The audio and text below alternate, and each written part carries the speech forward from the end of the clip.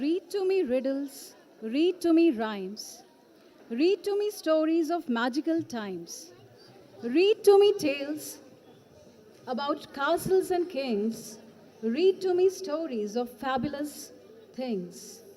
Read to me pirates and read to me knights, read to me dragons and dragon book fights. Read to me spaceships and cowboys, and then, when you are finished, please read them again. Reading is an adventure that never ends. So, are you all ready for this adventure? Okay. So, the Quality Assurance and Innovations Department welcomes you all to the adventurous event of the 10th Literary Fest, that is Graphy for Class 2. But before beginning this event, let's seek blessings from the Almighty. I request you all to kindly rise for the school prayer.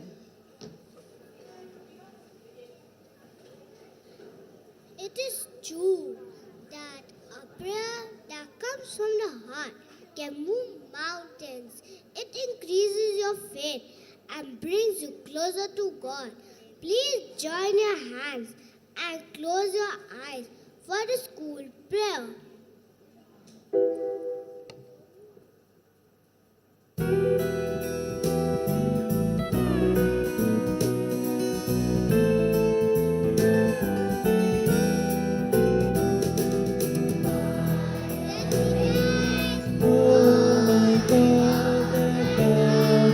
Created me to know and worship me.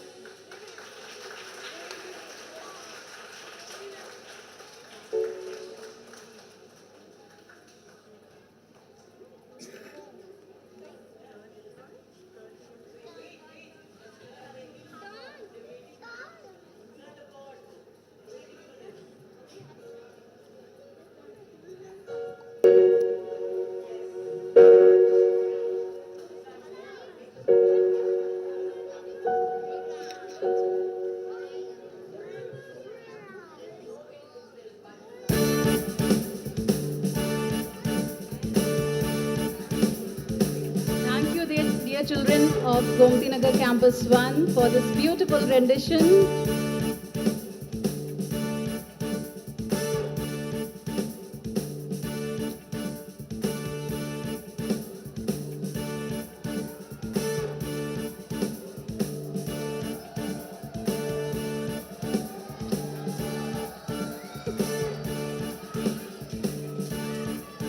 Okay, children, I know you all are very excited.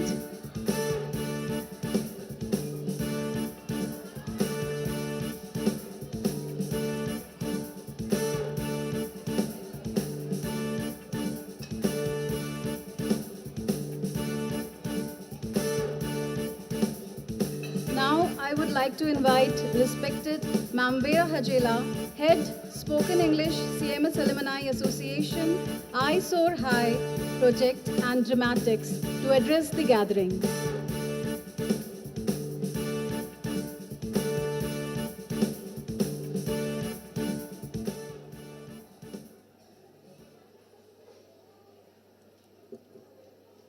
Thank you, Rakhi ma'am. Good morning, and Jai Jagat kids. I can see evidently and visibly that you are very, very happy. This is going to be a really exciting event, the Readography event for our second graders across campuses. And we have 21 campuses in all, plus the 3 Cambridge sections from 3 of the 3 extended Cambridge sections of the 3 campuses, which makes it 24, the list of participants, 24. From every campus, 5 representatives will be reading aloud a piece to be assessed and judged by our esteemed judges this morning, Tamanna ma'am and Raj Smriti ma'am. A very warm welcome to both of you for sparing your valuable time and being here with us to make this special event, the 10th Literary Fest, so very special with your esteemed presence. A very warm welcome to all the teachers who have accompanied their students from the respective campuses. I see beaming smiles on their faces, also a tinge of anxiety. My team should win, my kids should win. So all the best to all the teachers and all the students here for being here in the true spirit of CMS, because it's not about winning or losing as much as it is about participating and enjoying the participation and indulgence in a particular event. I would like to also acknowledge the presence of the esteemed members of the Innovation Wing, the Quality Assurance and Innovations Department, which has put this beautiful event together, put all the stitched up all the seams and made this event such a beauty, such an, a beautiful exemplar event for others to emulate and have splendid takeaways from. On that note, without wasting a single nanosecond, it's all the best to all the participants. Give it your 110% and wear your best smiles. But one thing, caution. Discipline is very, very important. And when the students are reading aloud from the stage, on the stage, we have to be quiet. All right? Point taken. Thank you very, very much, and all the best once again.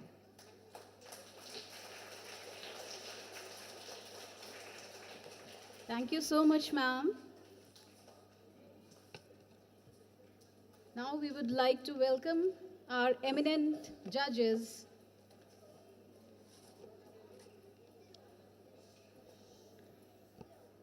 Ma'am, we have with us Ma'am Tamanna Raza, an alumna of Loreto Convent Junior School and La Martiniere College, Lucknow, is an educationist and social worker. She began her teaching career in St. Mary's Convent, thereafter taught in La Martiniere Girls College and then in La Martiniere Boys College, Lucknow, till her retirement. She continued teaching at Bridge School, where children are groomed and trained for entrance tests all over India. Besides, she has trained children in extracurricular activities which include dramatics, elocution, and debates. We welcome you, dear ma'am. And we also have Ms. Raj Smriti, Ma'am Rasmiti, an alumna of Pennsylvania State University, is a creative writer director at Folk Tales Incorporation. She is a recipient of numerous awards for her selfless literary work. She has been selected for the Net Zero Fellowship 2023. She believes that every human has a story worth narrating and inspiring.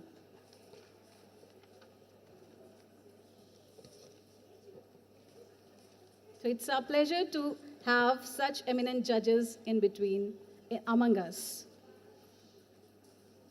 All right, so are you all ready for the event? So before beginning, let me just reiterate the rules. Each campus has been assigned a code on the basis of drawing of lots. This is a team event. Each campus will be represented by a team of 5 participants. The participating teams were given the text of the story an hour prior to the contest for the narrators to practice. The participants will announce the name of the story, but not the campus. Each participant will read his portion of the text. The narrators should coordinate with the other narrators of the team when they read their respective portions. And they'll not use any props. And judgment criteria are expression 10 marks, voice modulation 10 marks, intonation 10 marks, pronunciation 10 marks, turnout 5 marks, and coordination 5 marks. So all the best to all of you.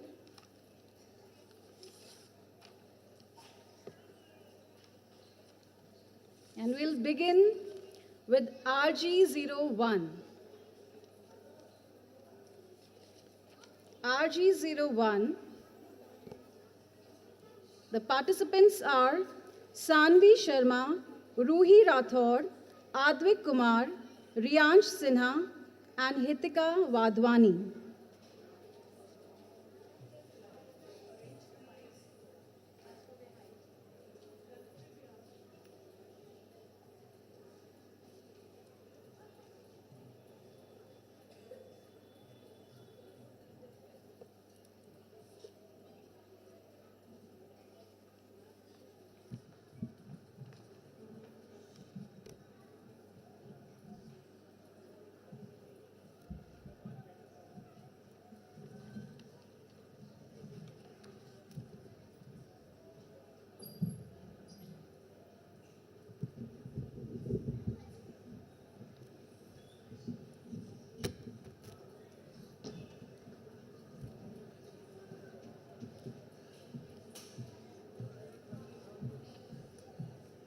Are you all ready? You may begin. Can I start? Yeah. Good morning and Jai Jagat. My name is Sanvi Sharma. Today we are going to read the story Greed. Once upon a time in a forest lived an old lion. There was no strength and agility left in his body. In such a condition, it became difficult for him to hunt. He wandered all day long looking for small creatures to hunt, and there were days when he went hungry without a prey. One day, while wandering in the jungle, he reached near a river and sat there relaxing. There on the banks of the river, he saw a shiny object. When he went near and looked at it, he found that it was a gold bracelet. As soon as he saw that gold jewelry, an idea came to his mind. The lion sat there, holding on to that bracelet, and to every passerby, he would say, "I have this gold bracelet. What will I do with this gold? I only have a few days left to live. I want to earn some virtue, some virtue by helping someone by donating it. Come to me and take this bracelet, but no one came near him. The lion began to think that his trick is not going to work. Just then he saw another passerby on the other side of the river. The lion shouted loudly, showing the gold bracelet. I am donating this gold bracelet. Will you help me in attaining virtue by taking this? The traveler stopped after listening to the lion. Luster of the gold bracelet filled that man's heart with greed, but he was also afraid of going near the lion. He said, "You are dangerous animal. How can I believe you? What if you kill and eat me?" The lion replied, I have hunted a lot in my youth, but I am getting old. I have given up on hunting. I have become a complete vegetarian. I just want to earn some virtue before I die. So please help me earn that virtue. Come to me and take this bracelet. The traveler got into thinking, and greed took over his mind and heart. He jumped into the river to reach the lion. He was about to reach the other side of the river by swimming when he found his foot stuck in mud. The more he beat his hand and feet to get out of the swamp, the more he kept sinking. He called out the lion. The lion was looking for opportunity. He pulled that man out of the swamp by holding him with his claws and ripped his chest before the man could think. Because of the greed of the gold bracelet, the traveler lost his life. Moral: greed makes man blind and foolish and makes him an easy prey. Thank you, dear children. It is rightly said that needs can always be met, but greed can never be fulfilled. So one should not be greedy.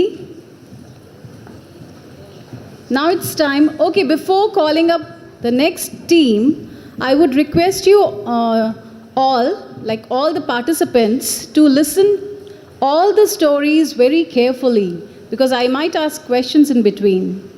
Okay, so are you all listening to the stories? Okay, so be very attentive.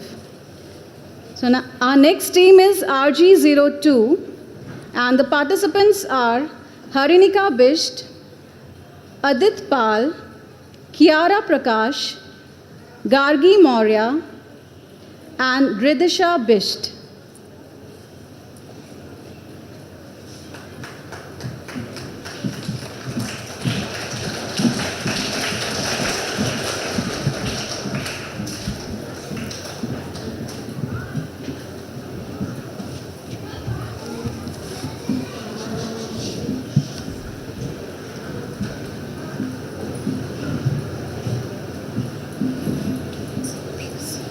Yes. Jai Jagat, to one and all present here. Our campus code is 02 and the title of our story is The Story of the Stone Sioux. Once upon a time, there was a small village. The people of the village didn't like sharing their things with others. They would lock their doors and windows and keep the little supplies they had for themselves. One day, a visitor passed through the village. He was very hungry and tired from his long journey. He stopped at the first house he could see and knocked on the door, hoping to get some food. The woman inside opened the door and asked, "Who are you?" I am a traveler and I was passing through your village. I'm tired and hungry. Can I please have something to eat? Go away. We hardly have any food. I doubt you'll find anyone here who has food to spare. We are all poor, said the woman. After she said this, the woman closed the door. The traveler was not ready to give up and picked up large stone from the ground and knocked again on the woman's door. The lady came to the door again and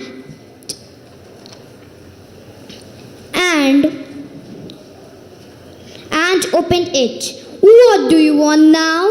Asked the woman. Since you are like me, maybe you'd like to have some of my stone soup. It is delicious and filling. Stone soup, you say? You can't make soup from a stone, laughed the woman. Yes, you can. I've done it before, replied the traveler. The woman did not believe him. However, she was hungry too, so she invited him in. She lit the fire and placed a kettle of water on top. The traveler placed a large stone in the water and brought it to a boil. He took a sip of the hot liquid and said, "It is almost done, but if you add some salt and butter, it would taste much better." The woman went to the cupboard and returned with salt and butter. As the traveler was adding them to the soup, the woman's husband came home with carrots and potatoes in his hand. "What are you cooking?" asked the husband. "Stone soup," replied the traveler. "It's almost finished," said the traveler as he tasted another spoonful of the soup. "However, it would taste much better if we add carrots and potatoes to it." The husband was hungry, so he agreed to add them to the soup. The soup smell spread across the village. The woman's neighbor soon came to her window. The traveler kept asking for more and more items to be added, the soup to make it better. The villagers ran back to their houses and came back with turnips, beans, chickens, and broth to be added to the soup. At this time, the pot was full to the brim with delicious soup. The traveler served the soup to everyone. The villagers loved the soup and asked the traveler for the magic stone.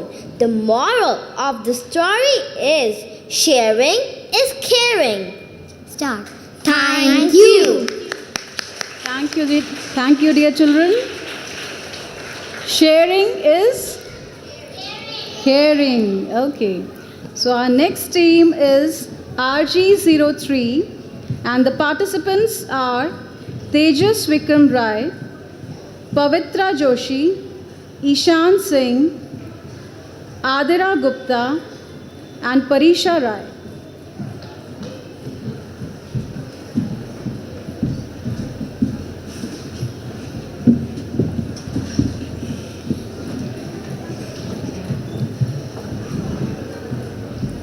Good morning and Jai Jagat to everyone. Our campus code is RG03. Today we are going to narrate the story about the foolish Brahmin. Once there lived a pious Brahmin, Mithra, in a small village who used to perform religious rituals. On one occasion, he was rewarded with a goat for his services by a wealthy man. He happily slung the goat over his shoulder and began to move towards his home. On the way, 3 thugs saw the Brahmin taking the goat. All of them were lazy and wanted to cheat the Brahmin so that they could take away the goat. The 3 thugs said, This goat will make a delicious meal for all of us. Let's somehow get it. They discussed the matter amongst themselves and devised a plan to get the goat by befalling the Brahmin. They decided another and took different hiding positions at 3 different places to mislead the Brahmin. As soon as the Brahmin arrived at lonely place, one of thugs came out of his hiding place and asked the Brahmin in shocking manner, Sir, I don't understand what pious man like needs to carry a dog on his shoulders.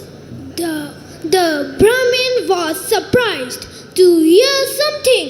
He screamed, Can't you see? It's not a dog, but a goat. You stupid fool, the thug replied. Sir, I beg your pardon. I told you what I saw. I am sorry if you don't believe it. The Brahmin was annoyed. But started his journey once again. The Brahmin had barely walked a distance when other thug came out of his hiding place. The second thug asked the Brahmin, Sir, why do you carry a dead calf on your shoulders? You seem to be a wise person. Such an act is pure stupidity on your part. Brahmin yelled, What? How can you mistake a living goat for a dead calf? The second thug replied, Sir, you seem to be mistaken in this regard. Either you don't know how does a goat look like, or you are doing it knowingly. I just told you what I saw. The second thug went away smiling. The Brahmin got confused but continued to walk further. The Brahmin had hardly covered a little distance when the third thug met him. The third thug asked laughingly, Sir, why do you carry a donkey on your shoulders? It makes you a laughing stock. Hearing the words of the third thug, the Brahmin became really worried. He started thinking, is it really not a goat, or is it some kind of ghost? He thought that the animal he was carrying on his shoulders might really be some sort of a ghost, because it transformed itself from a goat into a dog, from a dog into a dead calf, and from a dead calf into a donkey. The Brahmin got so terrified that he threw the goat on the roadside and ran away. The 3 thugs laughed at the gullible Brahmin. They caught the goat and were happy to feast on it. The moral of the story is one should not be fooled by what others say.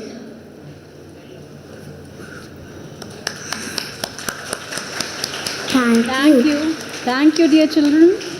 What's the moral? The moral of the story is one should not be fooled by what others say. Thank you. I'm asking the audience now. Okay, thank you, thank you. Okay, audience, what's the moral? Okay. Now it's turn team RG04 and the participants are Aprajita Mudgal, Kamakshi Yadav, Aishani Dwivedi, Monishka Singh, Advait Raman.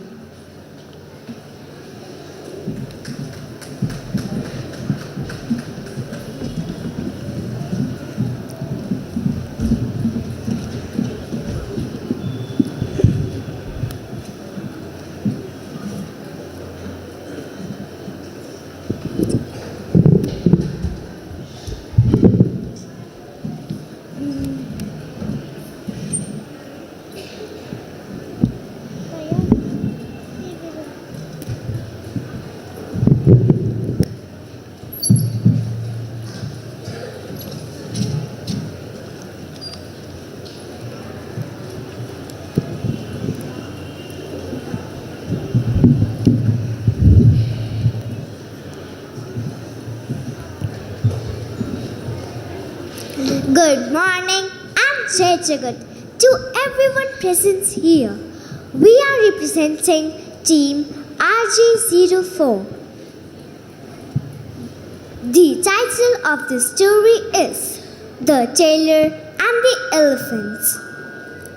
Once upon a time, in a village, there was a temple. An elephant lived in that temple. Every villager loved that elephant as it greeted the devotees, visiting the temple by raising his trunk.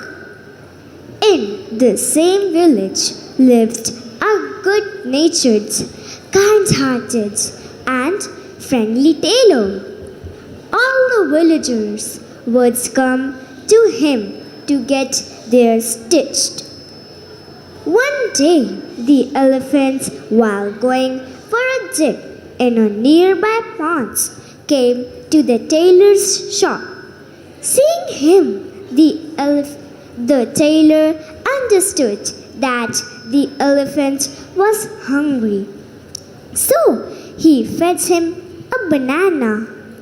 From that day onwards, the elephant started coming to the tailor's shop at the same time, and the tailor would feed him a banana. In the evening, the elephant would go to a nearby pond to take a dip. On the way to the pond, the elephant used to stop at a tailor's shop and raise his trunk to greet the shop owner. The tailor used to offer a banana to the elephant every day. The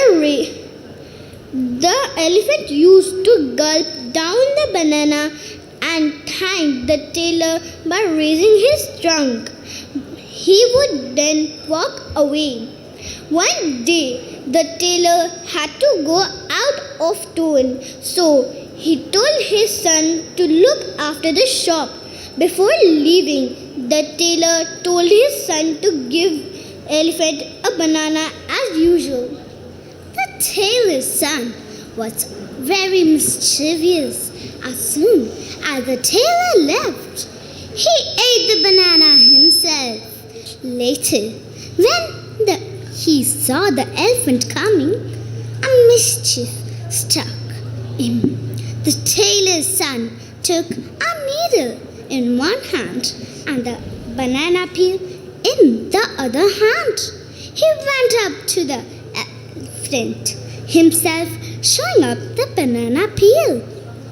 The elephant thought that he had come to give him a banana, so he extended his trunk. But as soon as the elephant grabbed the peel, the tailor's son pricked him with a needle. The elephant cried out loud of the pain, while the tailor's son laughed out loudly, clapping his hands, making fun of the elephant. The elephant decided to teach him a lesson. The following day, the elephant went to the pond for a bath. On his way back, he stopped at another pond that had muddy water.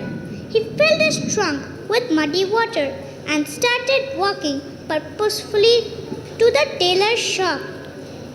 The tailor's son was occupied with his work. He had stitched several clothes and neatly arranged them.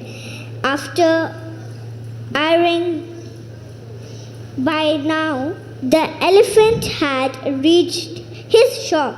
He raised his trunk and sent forth a spray of muddy water that drenched the newly stitched clothes. The tailor's son was completely left in shock. He realized his mistake and joined his hands to ask for pardon. Service, my right, my friend. I was nasty with you. I will never hurt you again, said the tailor's son. The moral of the story is, do unto others as you want others to do unto you. Thank you. Thank you, team RG04. Very well read. Thank you, ma'am. Now it's time to call upon the stage. Moral of the story, okay. What was the moral, children? How should we behave?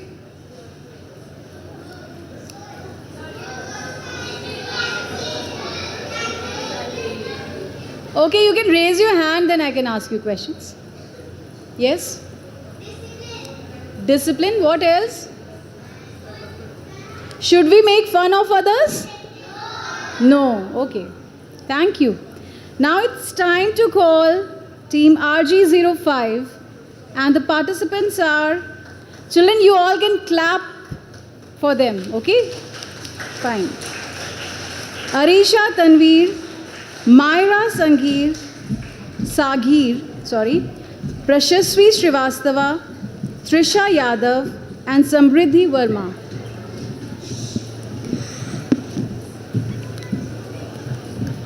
Good morning and Jai Jagat to one and all.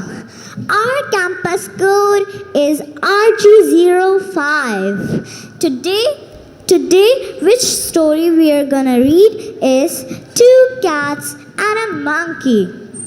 A long time ago, two cats used to live in a village. Both the cats were very good friends and lived very happily among themselves. Other animals used to give an example of their friendship. Both of them lived joyfully. Whatever they got or found, they used to share and eat that together. One day, both the cats were playing in the afternoon. While playing, one of the cats got hungry and set off in search of food. She saw a delicious piece of bread and quickly picked it up. As soon as he started eating it, the other cat said to him, "Hey, what are you doing, my friend? Why did you start eating the bread alone? Have you forgotten me? Your best friend. Whatever we eat only after sharing among ourselves." The first cat made two pieces of the delicious bread and gave one piece to the second cat. Seeing this, the other cat again said, "Why did you give me a smaller piece? This is wrong, my friend." A quarrel started between the two cats, and the dispute escalated so much that all the animals gathered around to watch. Just then, a monkey came forward. Seeing both the cats quarreling, he asked, "Dear cats, why are you fighting?" When both the cats told their dilemma to the monkey said, "That's all you're fighting for? I can help you. I have a weighing machine. By placing these two pieces on it, I will know which piece is bigger and which is smaller. Then we will make both pieces equal. Do you agree?" Both the cats agreed with the monkey's idea. The monkey climbed the tree and brought his weighing machine. He kept both pieces of bread on the plate of the measuring scale. While weighing the pieces, he saw that one plate was heavier than the other. So he said, "Hey, this piece is bigger than the second one. Let's equalize both of them." And as soon as he said this, he broke a little piece from the bigger bread and ate it. Every time one of the plate became heavier, the monkey would break a little bread and eat it. Both the cats now panicked. They still continued, waiting patiently for the monkey's decision. But when they saw that the pieces were now too small, one of the cats said to the monkey, "Don't you worry, we can now divide the bread on our own." The monkey replied, "Okay, fine, but I must also get my hard-earned wage." Saying that, the monkey kept both the remaining pieces of bread in his mouth, and the poor cats were fooled. The cats returned home empty-handed. Both the cats realized their mistake, and they understood that fighting against each other was a very bad decision and that others could take advantage of it. The moral of the story is, when you quarrel, someone else gains. Thank you. Thank you. Thank you. Team RG05. Thank you. So what's the moral of the story? We should fight with each other? Then? If we'll fight, what will happen? Yes? Okay. Okay, yes. What will happen if we'll fight then? We will get hurt, okay? Yes? Yes, okay. Thank you, which means you all are very attentive. Now we welcome Dr. Shishil Srivastav, a skilled educational leader with us. Would you like to speak to the children, sir? Just for a while, okay. We welcome sir, and we would ask him to address the gathering and bless our students. Respected Vera ma'am, respected teachers, members of Quality Assurance and Innovation Department, and dear students, it's a wonderful opportunity for all of you to come and explore your reading as well as speaking skills over here. English is a language which is kind of a first language in India now, because most of the communication is happening in English, whether you are in India or you go abroad. So it is very encouraging to see that this literature festival is being organized to encourage young students like you to develop and hone on to your English speaking skills right at this young age. And the credit goes to the head of spoken English department, respected Mrs. Verajela ma'am, for cultivating this culture, and also to respected Basu ma'am. And we would like to congratulate all of you. Please do make the best use of this opportunity, and I wish you all the best. Thank you.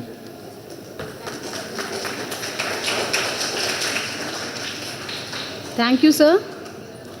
Now it's time to call upon the stage Team RG06.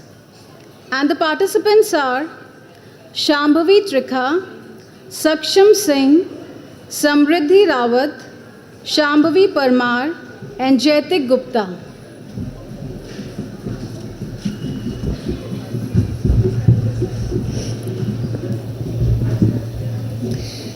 Jai Jagat everyone. Our school code is RG06.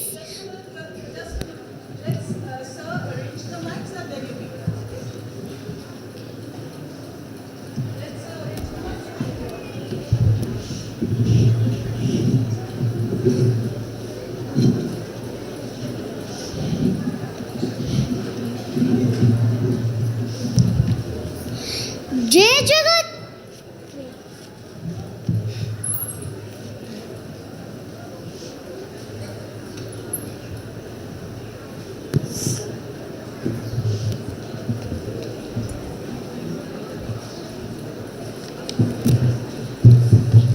Jai Jagat everyone.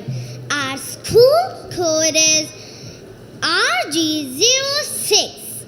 Today we are going to read the story Unity is Strength. Once upon a time, there was a flock of doves that flew in a search of food. This flock was led by the king. Once, it so happened that the flock had flown a long distance and all the doves got tired. The king of doves encouraged the doves to fly a little more. One of the doves picked up an maize and found some rice grains scattered under a banyan tree. All of the doves were happy to find the food and happily landed on the ground. As soon as they began to eat the grains, a huge net fell over them and all of them got trapped. The doves fluttered their wings desperately, trying to come out. But it was no avail. Just then, they saw the hunter coming towards them. He appeared quite happy to find a huge number of doves trapped inside the net. The whole flock was frightened on seeing the follower. However, the king of doves was very intelligent and clever. He didn't lose his patience and advised a plan to overcome the adverse situation. He suggested, in order to get free from the net of this hunter, we should all fly up together, clutching the net in our beaks. There is strength in unity. We will decide our next course of action later. Now come on and let's fly. Hearing the king, each dove picked up a portion of a huge net and they flew up together, carrying the net with them. The hunter was surprised to see the birds flying along with the huge net. He ran after the birds, shouting madly, but could not catch them. Soon they flew high over hills and valleys, getting out of his sight. When the king dove saw the hunter had given up the chase, he said to his friends, "Now we all have to get out of." Very good. Only front seaters are answering. What about others? Yes? Yes, you're raising your hand. Girl sitting at the last. Who was intelligent in the story? Yes? Fox was intelligent. Okay.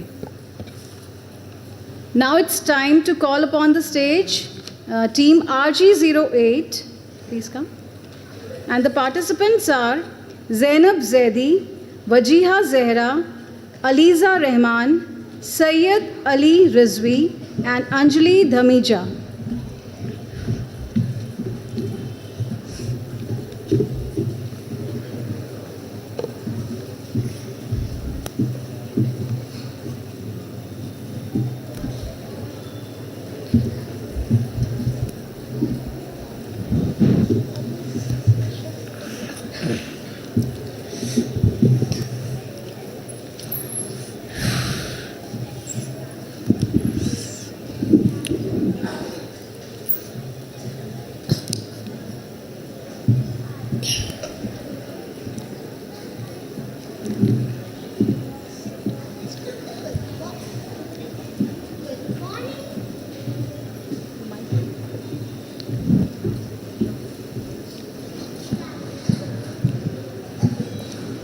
Good morning, I'm Jajagat. Our school code is 08 and the name of the story is The Monkeys and the Bell. Once upon a time, there lived a thief in a village. One day, he stole a temple bell and ran towards the forest. A tiger heard the jingle of the bell and became curious to locate the sound. As soon as he saw the thief, he jumped upon him and killed him at once. The bell fell on the ground. After a few days, a group of monkeys passed through that way. They spotted the bell and carried it to their home. They found the jingle of the bell very interesting and started playing with it. After every tiring day, in the night, monkeys would sit on the top of the hill and in the forest and enjoy the melodious sound of the bell. The people of the village were afraid from the noise. Soon, the people of the village found the body of the robber and proclaimed centrally, "There is an evil spirit around that kills human being and then rings the bell to celebrate." When the human being and then rings the bell to celebrate, when the people heard this, they thought that some demon was haunting their village. Without giving any second thought, people started leaving the city in terror. There was an intelligent and bold woman in that village. She thought to herself, "I don't believe that some demon is haunting this village. I will find out that who is ringing the bell at late night."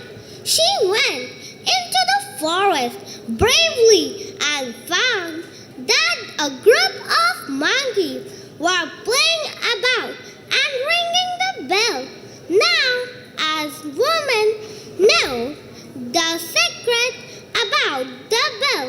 She went to the king and said, "Your Majesty, I'm sure this evil spirit can be conquered by worshipping the god. But this will cost money. If you can grant me some money, I will kill the demon and bring happiness to the village."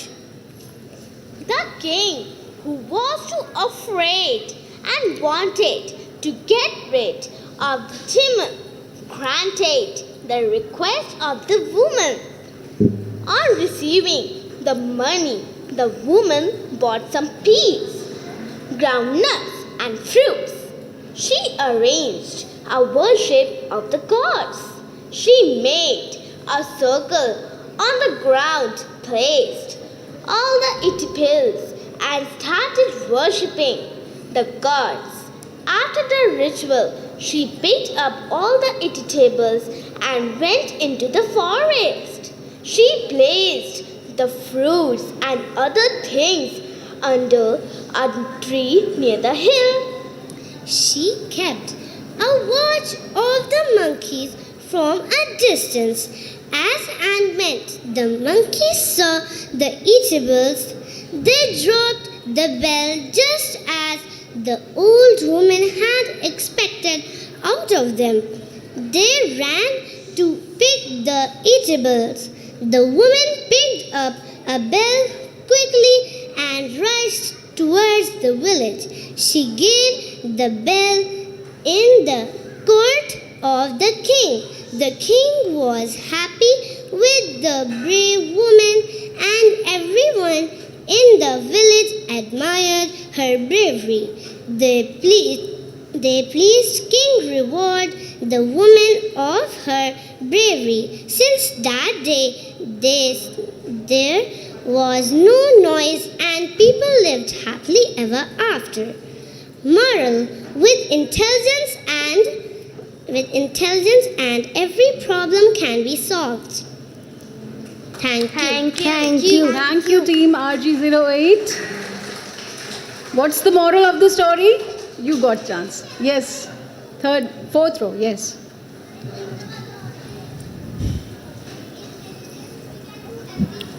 Okay, with intelligence, we can do everything. We can solve all the problems with intelligence. Who was intelligent in the story? The old woman. And what else she was? She was brave. Very good. Oh. Thank you, children. Go from that side. Turn. Okay.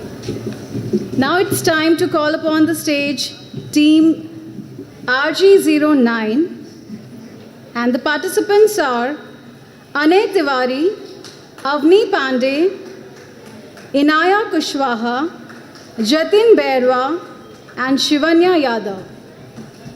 We all can clap for them, children, and wish them all the best.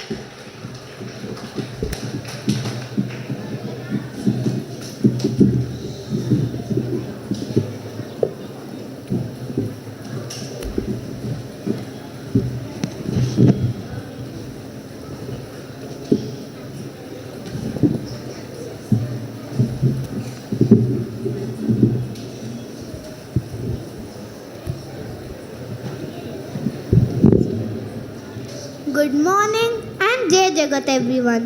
Our campus code is RG09. Name of the story is For the Want of a Nail. In a small town long ago, there lived a tradesman. On the first Monday of each month, he saddled his horse and tied other bags to the saddle. The tradesman bought many things.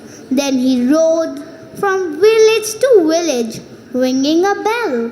The children, the women, and the men came running to buy things and chat with him. After selling few things, the tradesman mounted his horse, and rode on. Every day he rode, he sold things, and he filled his purse with silver and gold. When his sail bag was full of coins, he went home. Once at the end of the month, the tradesman was on his way home. It was noon. He made a halt at a small town to have lunch. Nearby, there was a stable.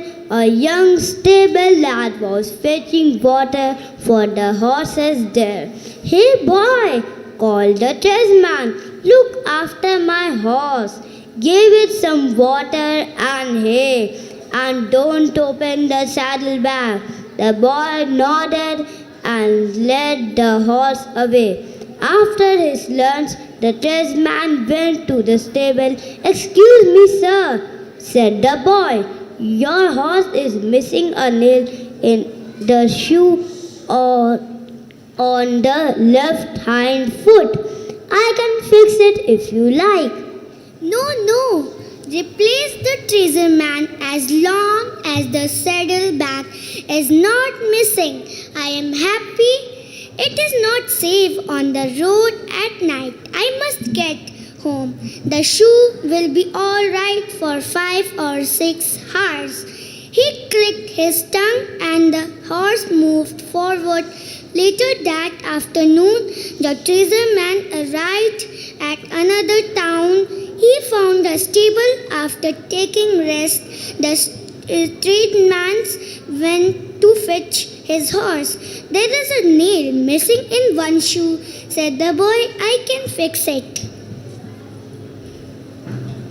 No, replied the tradesman. "It will last for an hour or two. I am in a hurry." The tradesman rode off. After an hour, the horse slowed down in the middle of the forest. The horse began to limp. Then it stumbled. The tradesman clicked his tongue and dug his heels into the horse's sides. The horse stumbled on. Then it fell and broke its leg. The tradesman left the horse. He put the heavy saddlebag of coins on his shoulder and went on. Now it was too dark and he could not see. Soon he heard some men close by, laughing and talking. He was frightened. The tradesman ran, but he tripped and fell. The saddlebag flew into a ditch. It burst open, and the coins scattered everywhere. The tradesman got up quietly and ran and ran. At last, he found the road. Sometime after midnight, he got home. He banged on the door, and his wife let him in. He told his wife the entire story. "Dear me," said his wife, "you brought so many things. You worked for a month. You made lots of money, and now it is all gone. So is your horse. All this for the want of a nail." The moral of the story is a stitch in time saves 9. Thank you, Team RG09. Very well narrated. Thank you. Okay, what's the moral? Yes? A stitch in time saves 9. What does it mean? Anyone? What have you learnt from the story?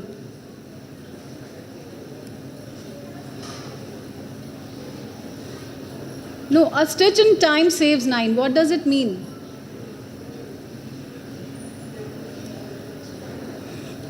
Yes? In time, yes. Okay. Now it's time to call upon the stage Team RG10, and the participants are Ipshita Pal, Tanishi Mehrotra, Yogya Singh, Avya Krishna, and Adraja Singh. We all can clap for them.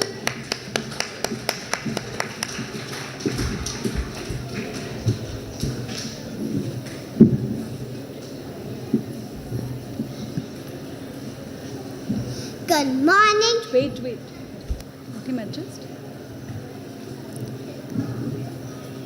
Good morning.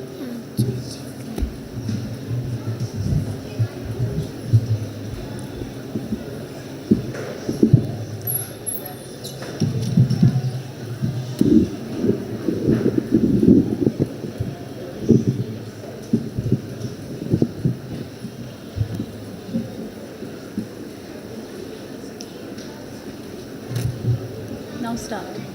Good morning, everyone. Our code number is RG10. We are going to recite our story. The turtle who could not stop talking. Once there was a turtle who could not stop talking. Talkity talk, talk, talkity talk, talk. My, that turtle talked. He talked to his friends. He talked to the strangers. Turtle talked to everyone. He talked in the morning. He talked at noon. He talked in the evening to the man and the moon. One day, the turtle met two geese who came from a far away land. You should visit our home. The geese told the turtle, I wish I could go with you, said the turtle. I would like to see your home. It would give me more stories to talk about, but I cannot fly. We can carry you, said the geese. But you must promise to keep your mouth shut and not say a word. Can you stop talking long enough to travel a long way? Asked the geese. Certainly. I can keep my mouth shut, said the turtle. This was not true because the turtle could not stop talking. Talkity talk, talk, talkity talk, talk. My, that turtle talked. He talked to his friends. He talked to strangers. Turtle talked to everyone. He talked in the morning. He talked at noon. He talked in the evening to the man and the moon. But the geese did not know the turtle well like his friends did. The next day, the geese came back carrying a big stick.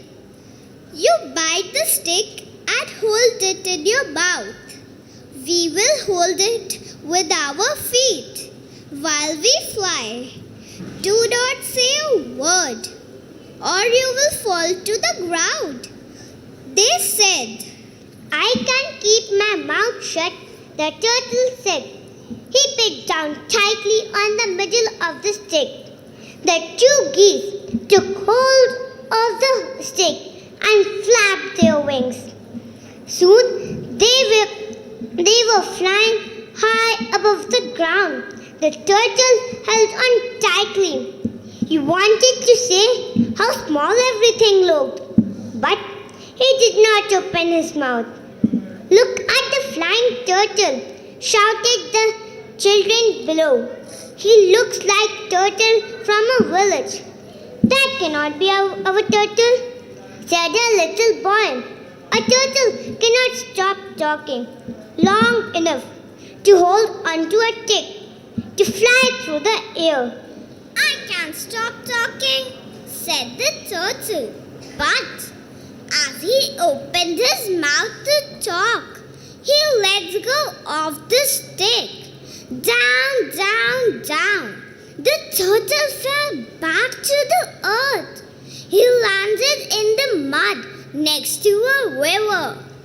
The children came running to see if the turtle was hurt, but they could not find the turtle. He knew that he had talked when he should have stayed quiet. Turtle dug into the mud and slept all winter. He did not come out until spring. When the children saw the turtle again, he had cracks all over his shell. They also found that turtle no longer talked all the time. He had finally learned how to be quiet. The moral of the story is sometimes it is better to remain silent than to keep talking. 1, 2, 3. Thank you. Thank you, team RG10. What's the moral? Yes? Sometimes we should keep quiet. And what should you do now? When should you speak then? Okay, and right now, when you are listening to the stories, what should you do? Quiet, okay. Thank you. So now it's time to call upon the stage team RG11, and the participants are Zaina Akil, Raghvi Avasthi, Arush Agarwal, Yahya Ali Khan, Shwetambika Bhatt.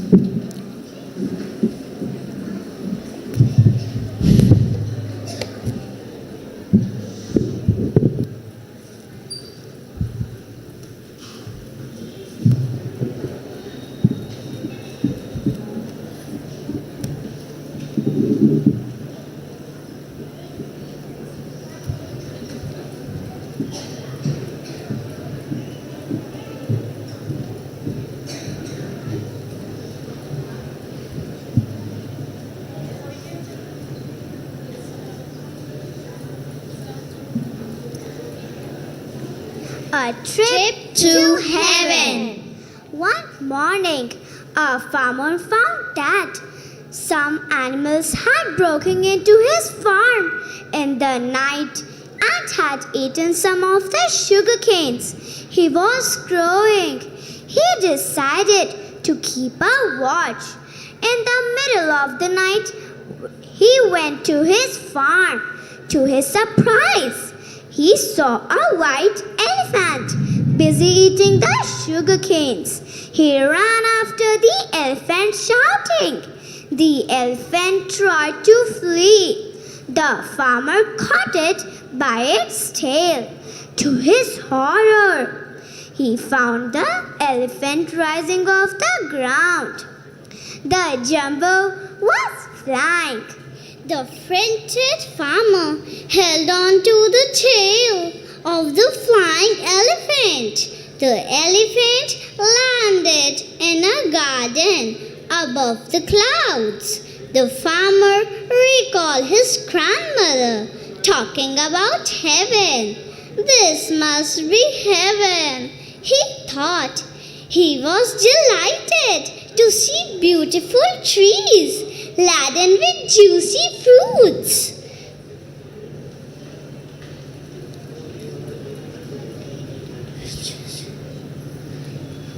He started eating the fruits. He put some fruits in his pocket. to share them with his friends back on earth. When the elephant flew again, the farmer held its tail. The elephant flew down, heading for the sugarcane farm. After they landed on earth, the farmer ran home. The farmer's friends would not believe his tale. He offered them juicy mangoes and said, "I have plucked from the heavenly trees." The fruits were so sweet that all his friends agreed that they tasted heavenly. They wanted to know when he was going to heaven again. The farmer said he was planning a visit that night. His friends begged him to take them with him. The farmer agreed. "Yes, let's all go to heaven and celebrate there," he said.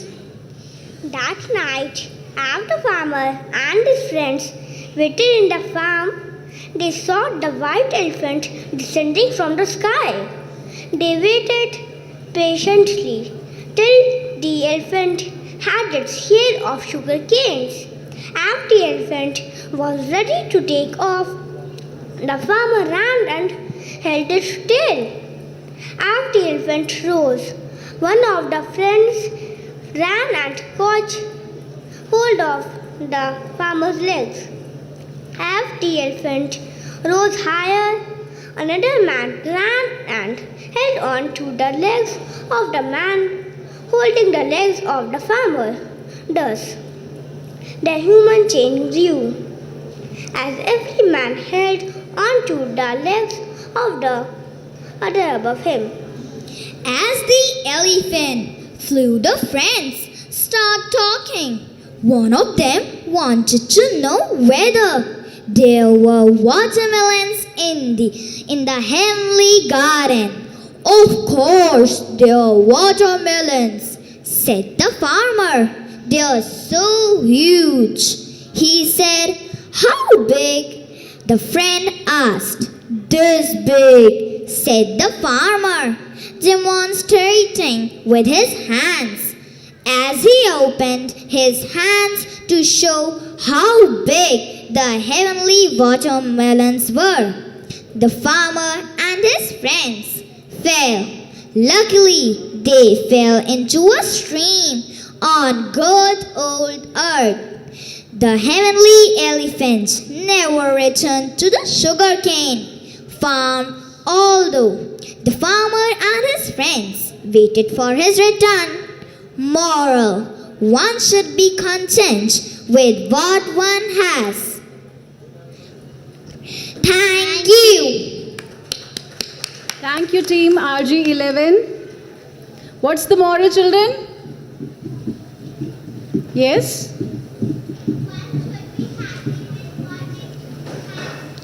One should be happy with what one has. Okay, you should be satisfied. You should not be greedy. Okay. So, children, are you all a little tired? Yes? You want to say something? Yes, very good. So, would you like to do some energizers? Okay, so I would request Rakhi ma'am with her teachers to do energizers for our students.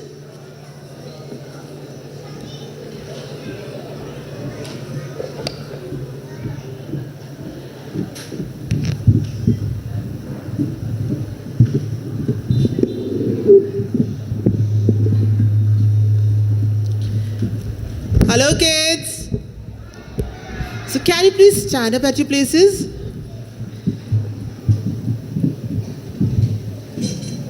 I know you all know this energizer, so please will you enjoy with me? Will you dance with me? Yes, come on. If you're happy and you know it, clap your hands. If you're happy and you know it, clap your hands. If you're happy and you know it and you really want to show it. If you're happy and you know it, clap your hands. If you're happy and you know it, stomp your feet. If you're happy and you know it, stomp your feet. If you're happy and you know it, and you really want to show it. If you're happy and you know it, stomp your feet. If you're happy and you know it, turn around, turn around. If you're happy and you know it, turn around. If you're happy and you know it, and you really want to show it. If you're happy and you know it, turn around. If you're happy and you know it, shout hooray, hooray. If you're happy and you know it, shout hooray, hooray. If you're happy and you know it, and you really want to show it. If you're happy and you know it, shout hooray, hooray. Thank you, dear kids. Love you all. Please sit down. Thank you, ma'am.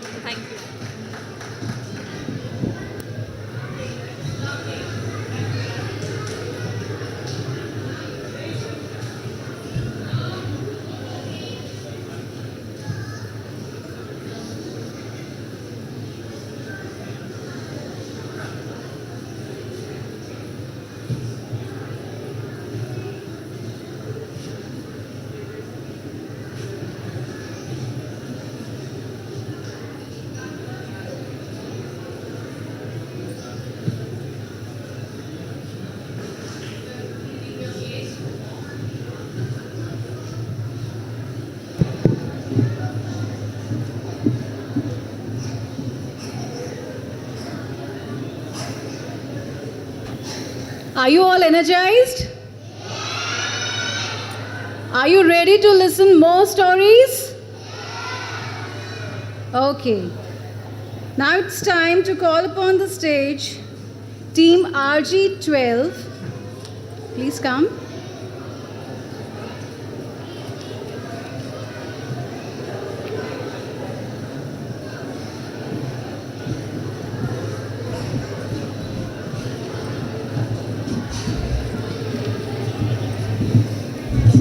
And the participants are Athar Verma, Anvay Srivastav, Mohammad Ashar Ansari, Tanav Bharadwaj, and Shaurya Srivastav.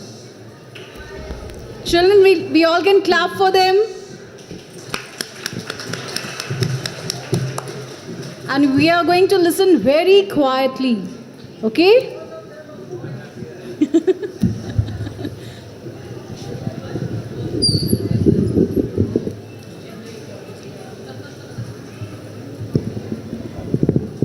Good morning and Jai Jagat to one and all present here. Today we are going to navigate the story, The Crocodile's Secret. Croc the crocodile lived near the swampy jungle. He had to walk through the muddy, marshy jungle every day to go to school. Croc loved the sound his feet made in marshy land. Squelch, squelch, squelch. One day, Croc saw a bush covered with blueberries. Yummy, said Croc, and picked a bunch of the biggest, juiciest berries. He opened his big mouth wide and ate up all the purple berries at one go. He made a loud munching sound as he ate munch, squunch, munch. Suddenly, he heard someone call his name. Croc, good morning. Aren't you getting late for school? Croc came out of the bush to see his friend Spotty the giraffe. Wow, explained Spotty, you gone all purple on the face. Cried Croc, what shall I do now? Spotty couldn't stop laughing and dismissed Croc very angry. He rinsed his mouth with water. Guggle, guggle, guggle. He splashed water all over his face. Splash, splash, splash. This made Croc's face clean once again. But when he opened his mouth, Spotty pointed to his teeth and said, your teeth are stained purple. You do look strange.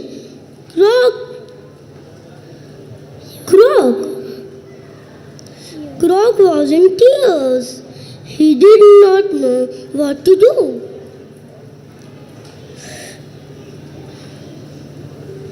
Then Spotty had an idea. He covered Croc's mouth with leaves and tied it up. Don't open your mouth in school, said Spotty. Then he gave Croc a sheet of paper to show everyone. It said, can't talk, have flu. At school, everyone felt sorry for Croc. Poor Croc. They said he won't be able to sing the morning prayers. Today, we all know how he loves to sing. Croc wished he could join the chorus. He was finding it hard to keep his secret. He couldn't smile or talk to anyone. Then a fly buzzed past Croc's nose. Buzz, buzz, buzz, and tickled him. Achoo! He sneezed so loudly that the leaves covering his mouth fell apart. His mouth was wide open for everyone to see. Croc's classmates laughed to see his purple teeth. So that was the secret behind your flu. They said and made fun of Croc, but Croc's teacher did not laugh. She took him straight to the dentist. Woodkeeper. She was cross with Croc for pretending to have flu. Woody, the dentist, picked out the berry seeds from Croc's mouth with his long beak and cleaned his teeth. Croc thanked the dentist and apologized to the teacher. Soon Croc was back in school, just in time for his favorite music class. No wonder he sang the loudest with his mouth wide open. He was happy now and relieved that he had no secret to keep. What's the moral? The moral of the story is we must always be honest. Thank you, Team RG12. Thank you. Thank you. Thank you. Okay. So, what's the moral? Okay, and what was the secret? What was the secret? Yes? Boy? Boy had purple teeth? Yes, what was the secret?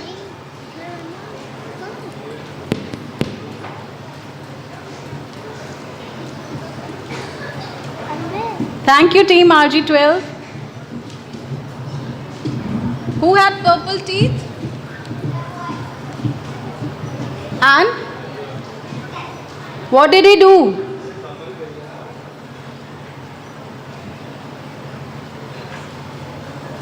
Okay, I'll ask questions based on this story later on because other teams are waiting here. So it's time to call upon the stage Team RG13. Please come. And the participants are Avyan Aviral, Vishalakshi, Tia Yadav, Sharanya Pandey, and Hamna Atif. Wait, just 1 second. We'll shift the mic. Wait. Lalit थोड़ा mic shift कर दीजिए सारे.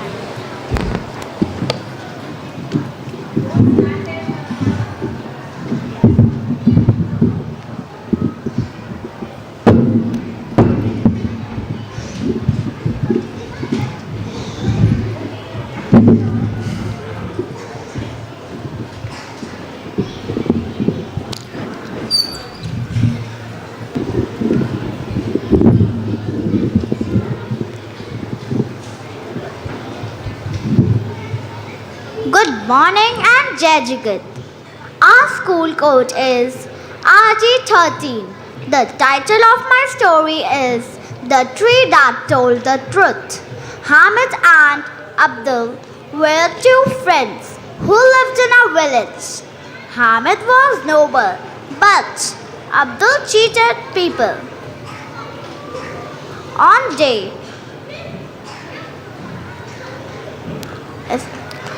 One day, Abdul came to Hamid and said, I have to plow my field.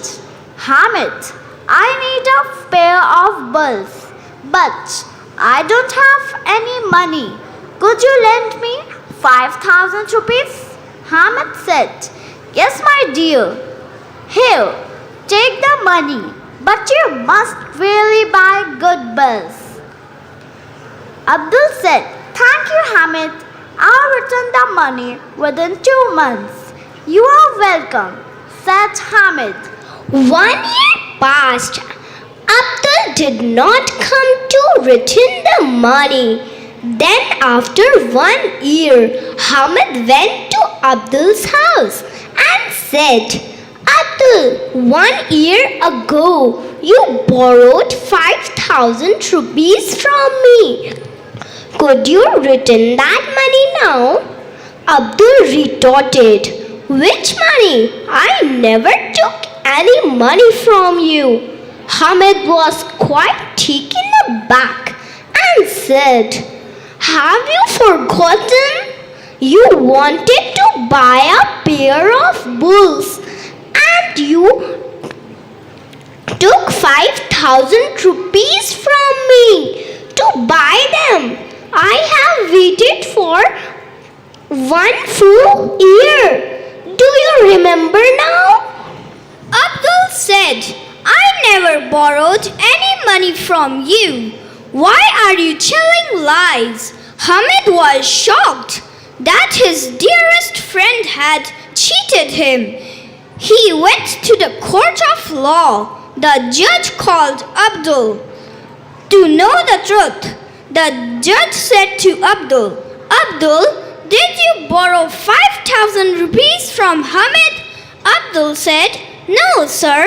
I didn't borrow any money from him. He's telling a lie. Then the judge asked Hamid, Hamid, where and when did you lend him the money? Hamid said, Sir, I lent him the money 1 year ago. I gave him under a banyan tree outside my village. The judge said, Good. Call the banyan tree to the court. It will tell the truth. Hamid was astonished and said, My lord, how can a tree come here? How will it come? The judge said, It will. Go and read out my orders to the tree. The judge wrote his order on a sheet of paper. Hamid takes it and goes out. An hour passed and still Hamid did not return. Abdul was smiling to himself. Then the judge asked Abdul, Abdul, what's the matter? Hamid has not returned yet. Is the tree too far? Abdul replied, Yes, sir. It is about 5 kilometers from here. It is in the jungle near our village.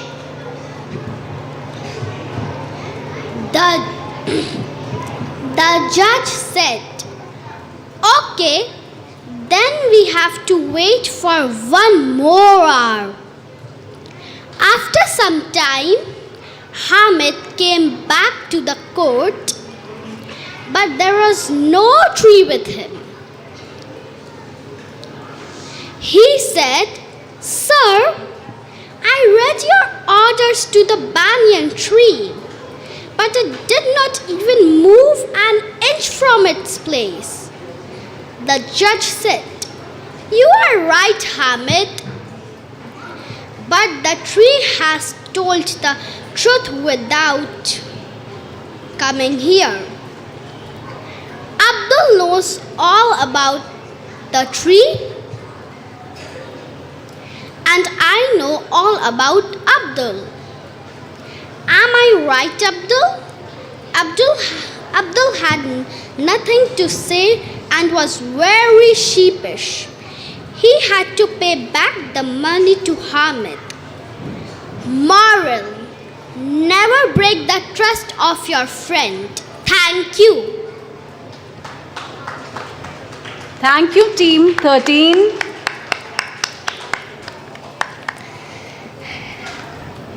Okay, you all are ready to tell me the moral? That's why you all are raising your hands?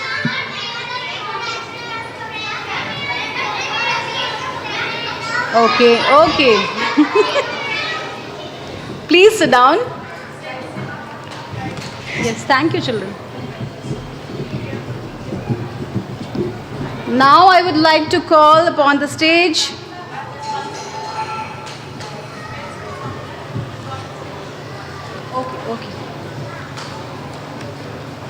Okay, let's come to the previous story which we were listening, and I had asked you all that what was the secret, and you all answered me. What was the secret? Who had purple teeth in that previous story? The boy? Do you think you were attentive? What was the title of the story? Okay, tell me. What was the title of the story? The answer is there only in the title.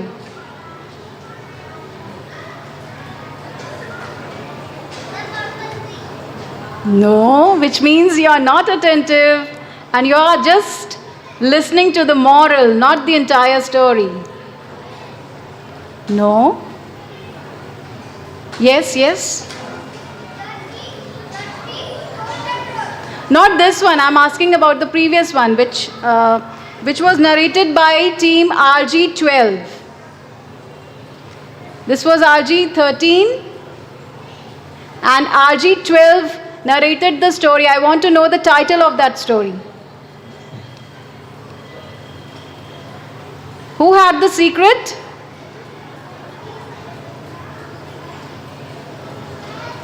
Yes? No? Yes? Yes, girl, you are raising your hand. Please answer.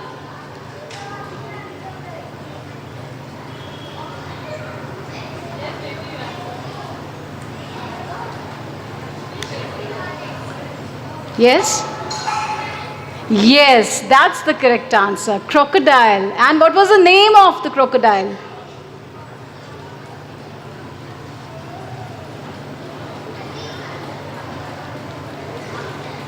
Whose teeth were purple? Crocodile. And what was the name? Croc. Croc the crocodile. Okay, who was the dentist in the story? He went to the dentist? Yes? No? It's a story based on animals. And what do we call such stories? Fables. Okay, what do we call such stories with animals talking to each other? Fables. Okay? And who was the dentist in the story? No? Yes? No? It starts with W. Yes? No? No, you are not at all attentive now. Now, along with moral, I'll ask questions from between also. Okay, between the story, anyway I can ask. So you have to be very attentive. Yes? Are you raising your hand? No? No one knows? Yes? Yes? And you are saying wet. So wet starts with which letter? V. And whom do we call wet? Not wet, it's vet. Yes? Doctor of animals. Yes?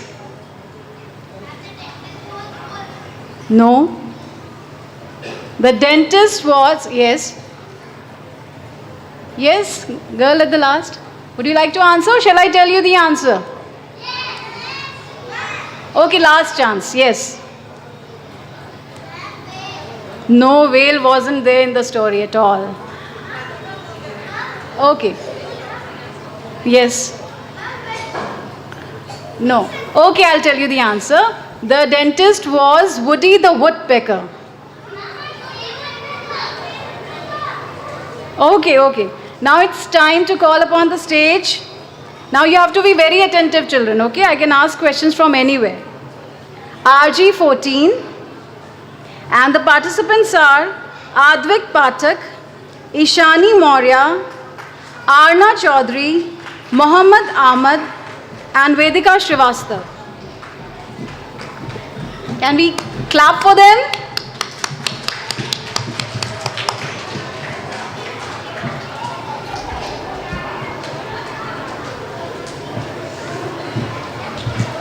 Jai Jagat. Wait.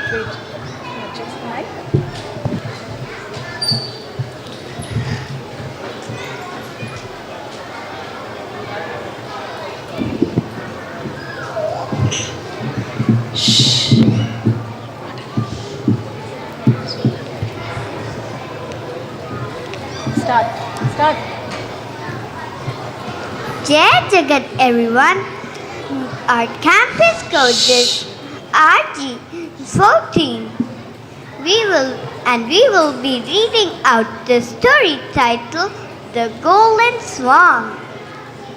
Once upon a time, there was a swan that had striking golden feathers. This swan lived in a pond. There was a house near this pond where a poor woman lived with her 2 daughters. The people were very poor and were leading a tough life. And the swan found that the poor mother was passing a hard time with her daughter. The swan thought, if I give them one after another my golden feathers, the mother can sell them. She and her daughters can live in comfort with the money raised from it.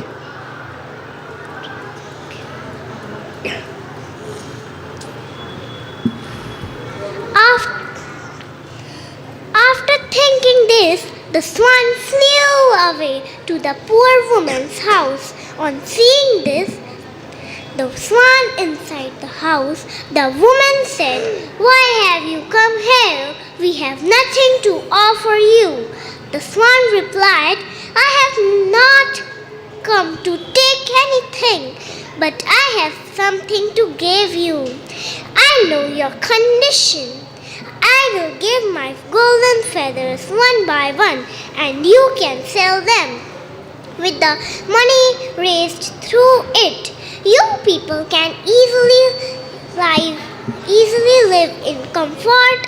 And after saying this, the swan shed one of her feathers and then flew away. This became a regularly feud, and from time to time the swan came back and every time left another feather. Like this, the mother and her daughters were happily leading their life by selling the feathers of the golden swan. Each golden feathers got them through money to keep them in comfort, but the mother became greedy to get all the feathers as soon as possible. One day she said to her daughters, "Now we will not trust this swan. Possible she may fly away and never come back. If this would happen, we will be poor again. We will take all of her feathers when she will come the next time. The ancient daughters replied, Mother, this will hurt the swan. We will not cause any pain to her. But the mother wanted to catch hold the swan. The very next time she comes, next time when the swan came, the mother cut her and pulled out all of her feathers. Now the golden feathers of the swan changed into some strange feathers. The mother was shocked to see such feathers. The golden swan said, Poor mother, I want to help you, but you want to kill me instead. As per my wish, I used to give you the golden feather. Now I think there is no need to help you. Now my feathers are nothing more than chicken feathers for you. I am going from this place and will never come back. The mother felt sorry and apologized for the mistake committed by her. The golden swan said, Never be greedy, and flew away. The moral of the story is greed brings grief. Thank you, team RG14. Can we clap for them? Thank you. Thank you. Okay, now this time I won't ask you the moral because you are just focusing on moral and you are not listening to the entire story. Thank you, children. Yeah. And when your friends are narrating the story, what should you do? Should you talk? Listen how? Quietly. So are you all quiet? No, you were not. Okay, what was the title of the story? No, which means you are not attentive. Okay, the quietest child will get chocolate from me. If you listen to all the stories very quietly, then only you will be able to answer all the questions. Isn't it? So will you remain quiet now? Okay. Are you ready to listen to the next story? Fine. And the title was The Golden Swan. Okay? I can ask title also and the characters, about characters as well. The next team is Team RG15. And the participants are Amira Singrolia, Ipshita Mishra, Astitwa Verma, Elham Iqbal, and Avya Evangeline Sabha. I hope I have pronounced your name correctly.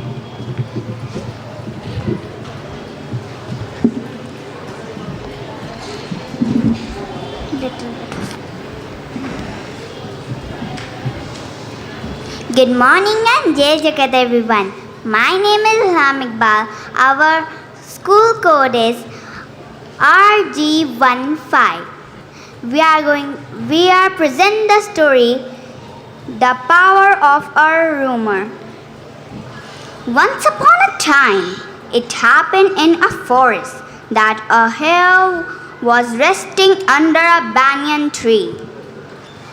He had an intuition of doom and thought, what would happen to me if the earth will break? Suddenly, he heard a weird striking sound. He said, It's happened! The earth is breaking up! He jumped up and ran madly without even observing the direction. When he was running through the forest, a hare saw him and asked, What happened? Where are you going in such a hurry? The hare cried, The earth is breaking up. You better run too. The second hare ran so fast that he overtook the first hare. They were passing the forest. Both of them shouted to the other hares, "The earth is breaking up! The earth is breaking up!" Very soon, thousands of hares were running through the forest. On seeing hares running through the forest, the other animals too got frightened. The news spread from mouth to mouth, and soon everyone came to know that the earth was breaking up. It didn't take much time before all the animals joined the race. All creatures, whether reptiles or birds, insects or four-footed animals, everyone was trying to escape, and their cries of fear created chaos all around. A lion standing on a hill saw all the animals running and thought, "What is the matter?" He ran down the hill rapidly and positioned himself in front of the crowd. He shouted at them, "Stop! Stop!" The powerful presence of the lion calmed down the rising wave of fright among the animals. A parrot yelled, "The earth is breaking up!"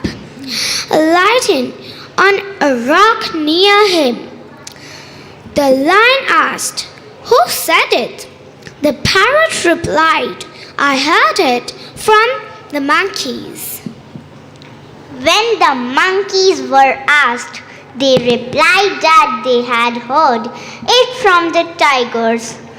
When the tigers were asked, it was found that were informed by the elephants. The elephants told that the buffaloes were their source. Finally, when the hares were caught up, they pointed one to another until the one who started this menace was recognized. The lion asked the hare, "What made you think that the earth is breaking up?"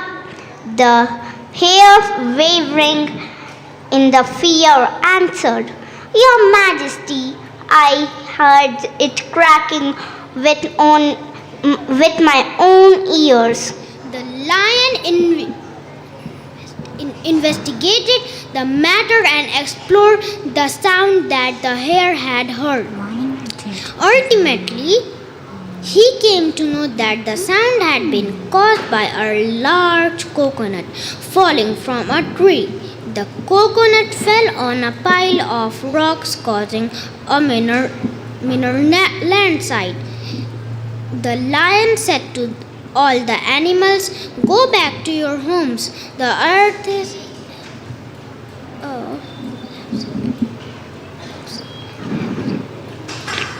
absolutely safe. Next time, onwards, check our armor before reacting." The animals, who were now looking quite stupid, went back to their homes. Moral: check our armor before reacting. Thank you, team RG's 15. Thank you. Thank you, children. Okay, what's the moral? The moral of the story No, is child. check our armor before reacting. Okay. What was the rumor? Tell me. No, you don't answer. You may leave. Thank you. That side. Okay. Now, audience. What was the rumor?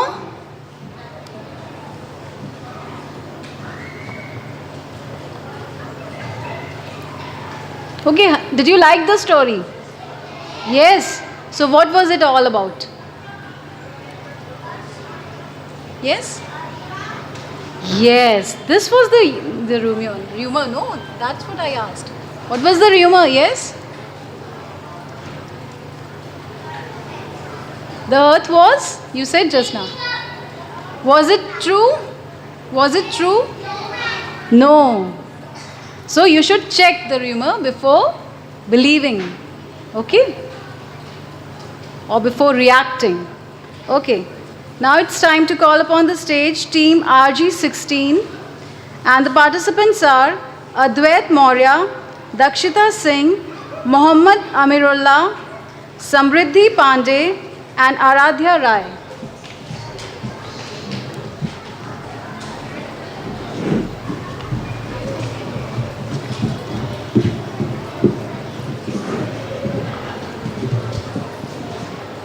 Good morning and Jai Jagat.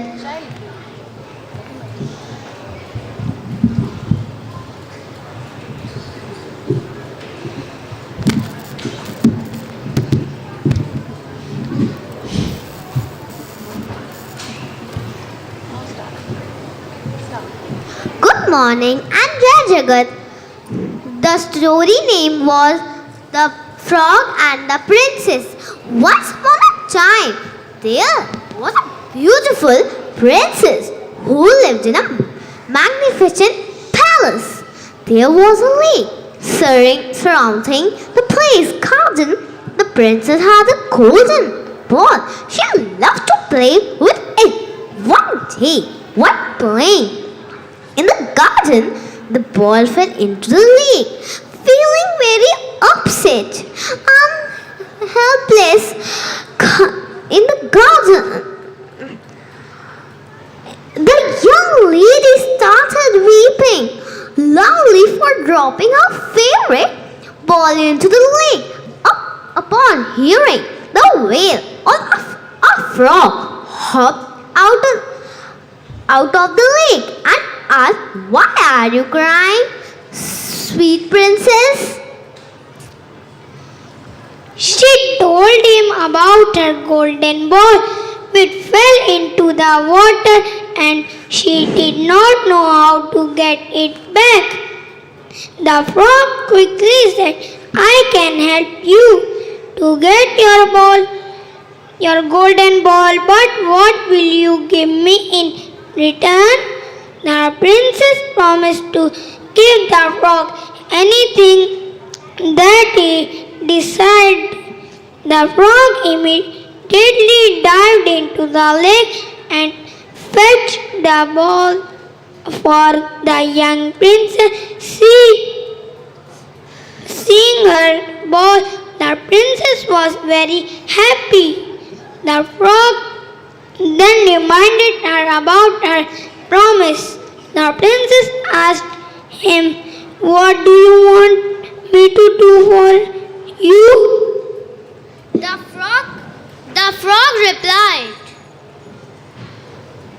frog replied, "Well, I want to be your friend. Eat from your golden plate and sleep in your palace." However, the princess did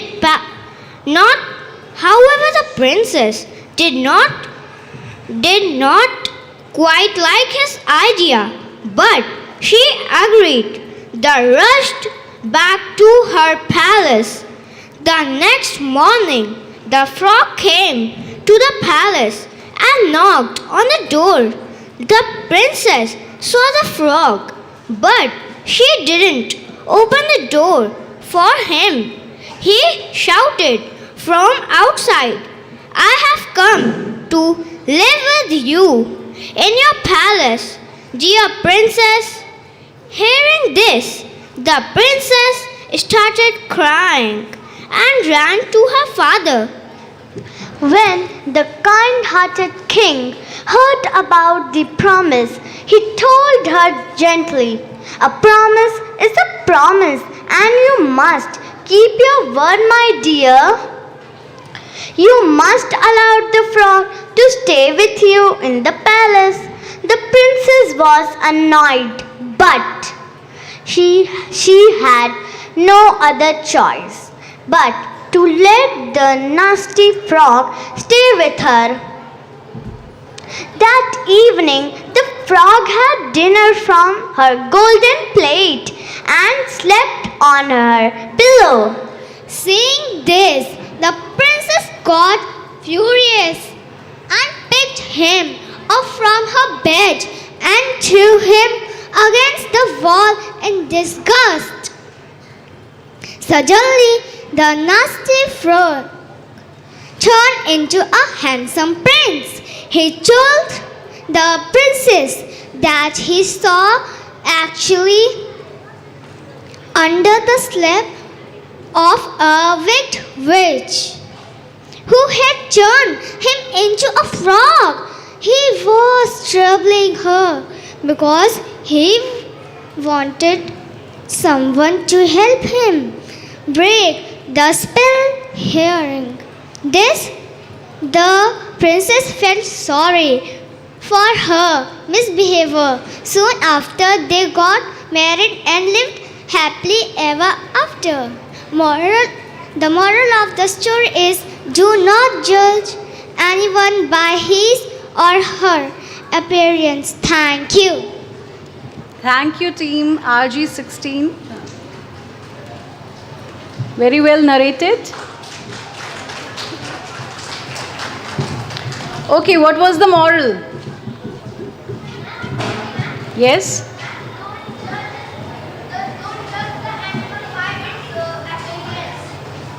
Don't judge anyone, okay, by his or her appearance. And what else? What other moral do we get from the story?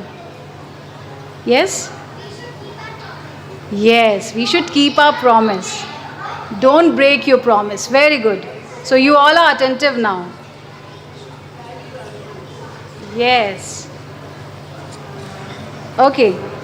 Now it's time to call upon the stage Team RG17, and the participants are Aditi Gupta, Akshara Singh, Mohammad Samran, Advit Singh, and Ayansh Yadav.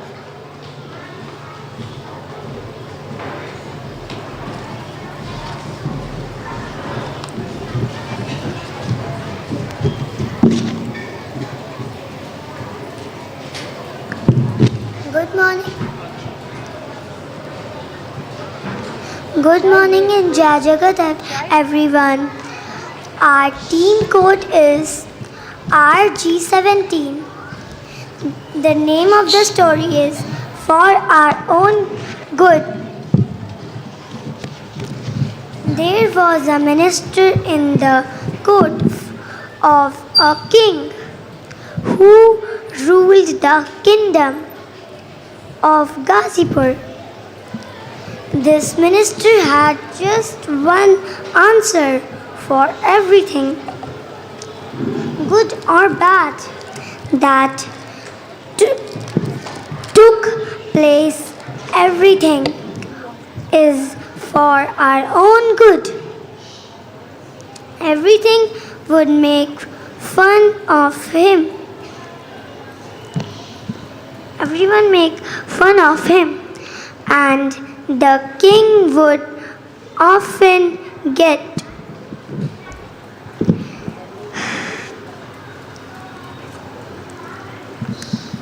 irritated with him.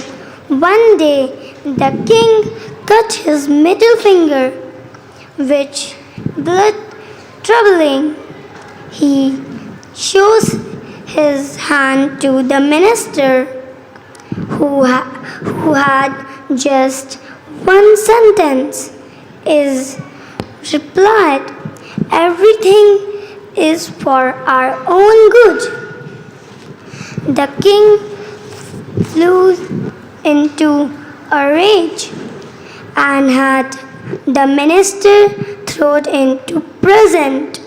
The minister again said that if it was for his good that he was being imprisoned, the king was furious when he had this.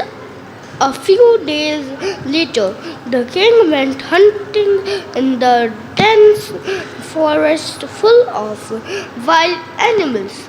He moved so fast that he soon left his guard far behind. After wandering about for some time, he lay down under a tree and fell fast asleep. He was soon awakened by a roaring, a huge lion. As the king opened his eyes, he was horrified to see the king of jungle coming towards him. The king quickly closed his eyes and remained still with fear. The huge lion came close to the king, smashed him from head to toe.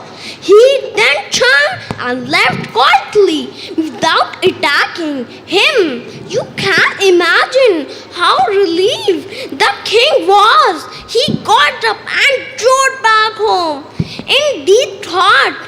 As soon as he reached the palace, he called for his minister and told them what had happened.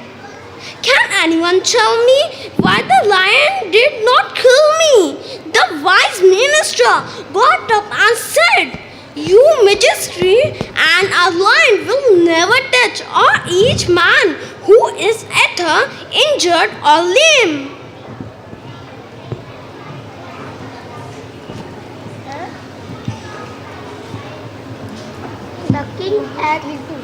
The king at one look at his injured middle finger had thought of the mister who he had thrown into jail.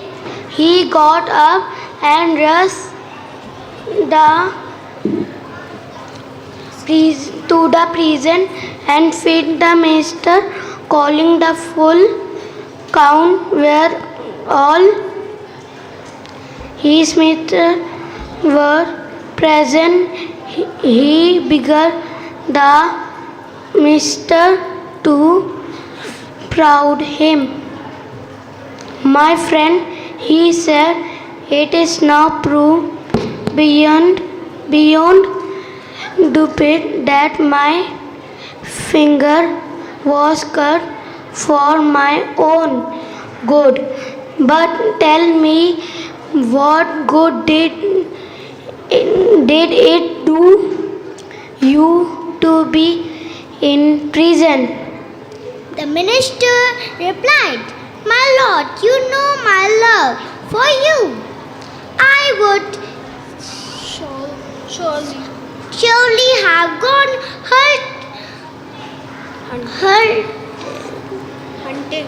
hunting with you. The lion leaving you an injured man unhurt. The king was very much impressed with the minister's wisdom. He heard him and said, Your words have proved to be as true right in our holy books. I blew to your wisdom. The moral of the story, everything happens for our own good. Thank you. Well tried, team RG17. Everything happens for our own good. Now it's time to call upon the stage team RG18, and the participants are Advait Singh Chauhan, Avya Singh, Anaisha Mishra, Anya Srivastav, and Riyan Srivastav.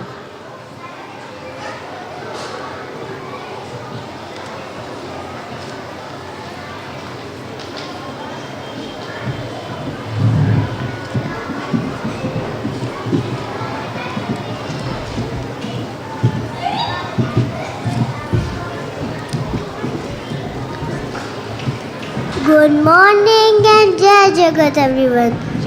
The Sachi code is 18.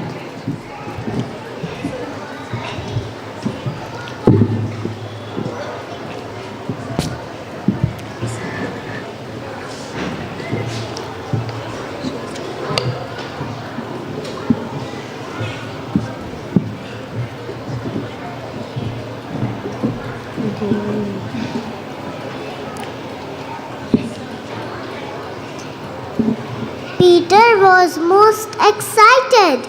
He had moved into the countryside with her parents. How different it was from his town. There were green fields, streams, shady trees all around.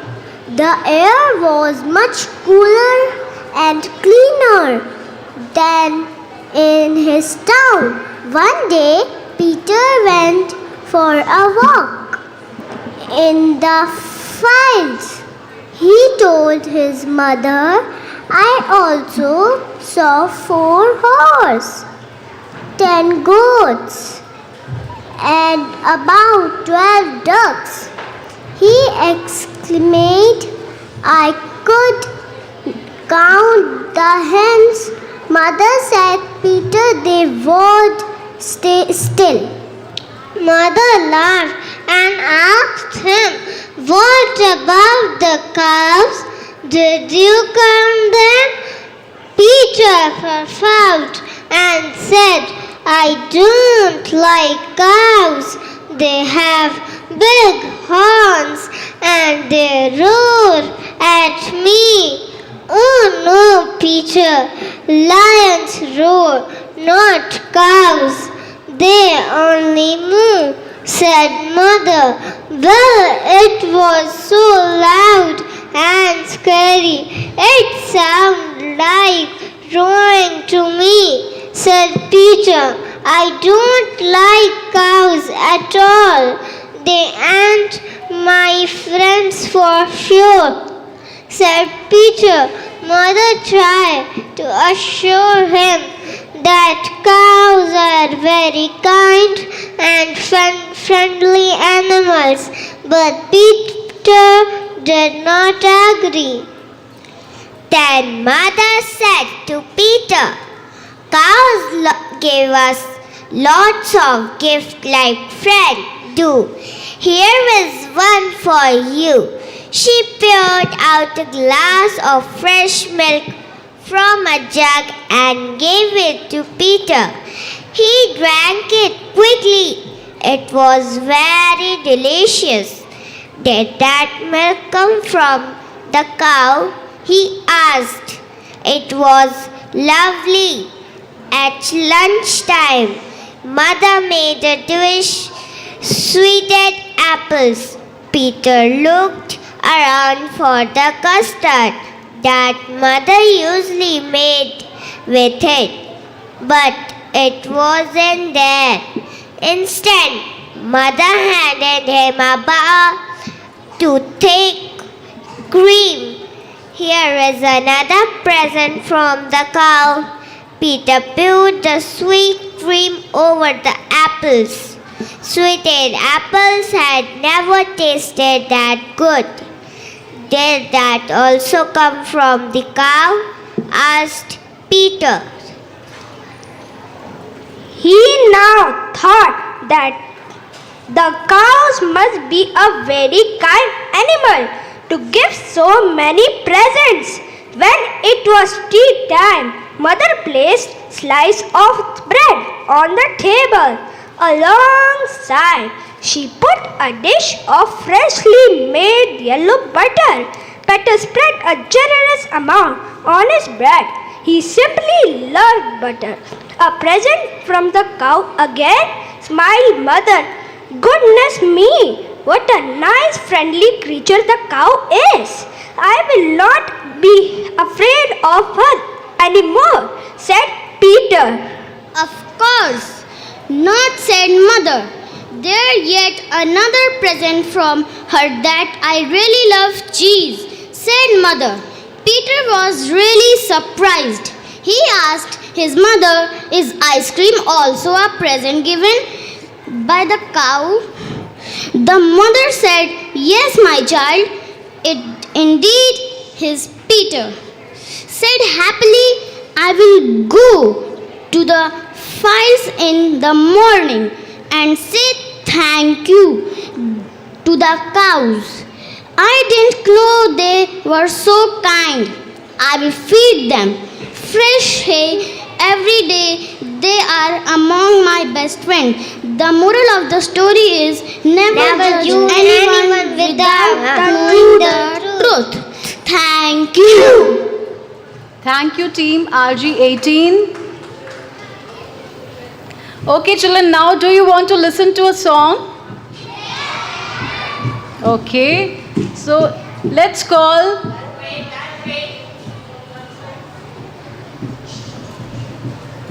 Ma'am Simranjeet Kaur, and she is going to sing a song, Million Dreams. Are you all ready? Okay.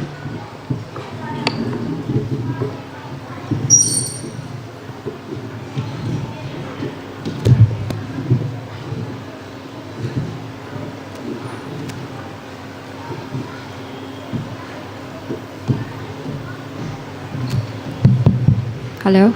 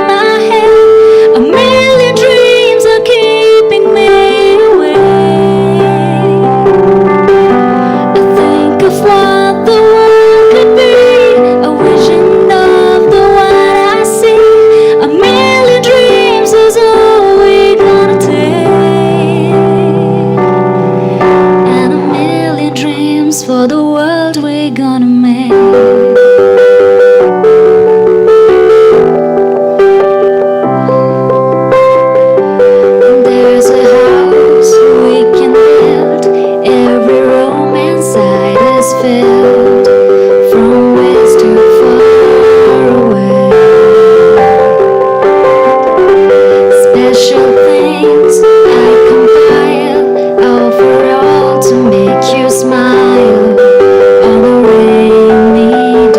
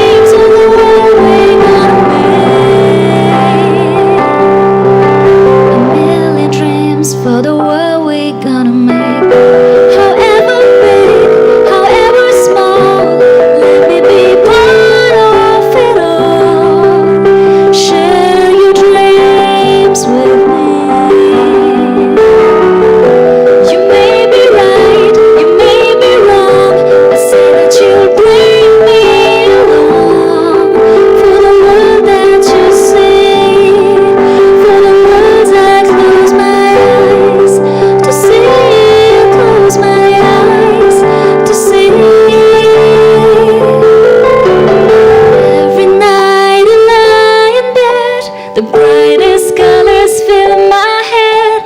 A million dreams are keeping me awake. I think of what the world could be, a vision of the one I see. A million dreams are gone away, and a million dreams for the world we gone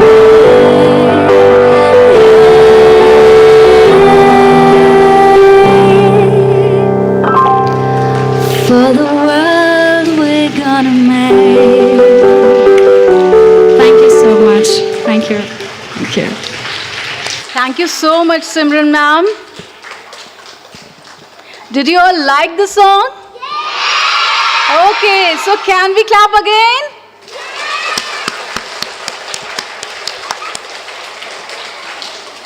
Okay, so without any further ado,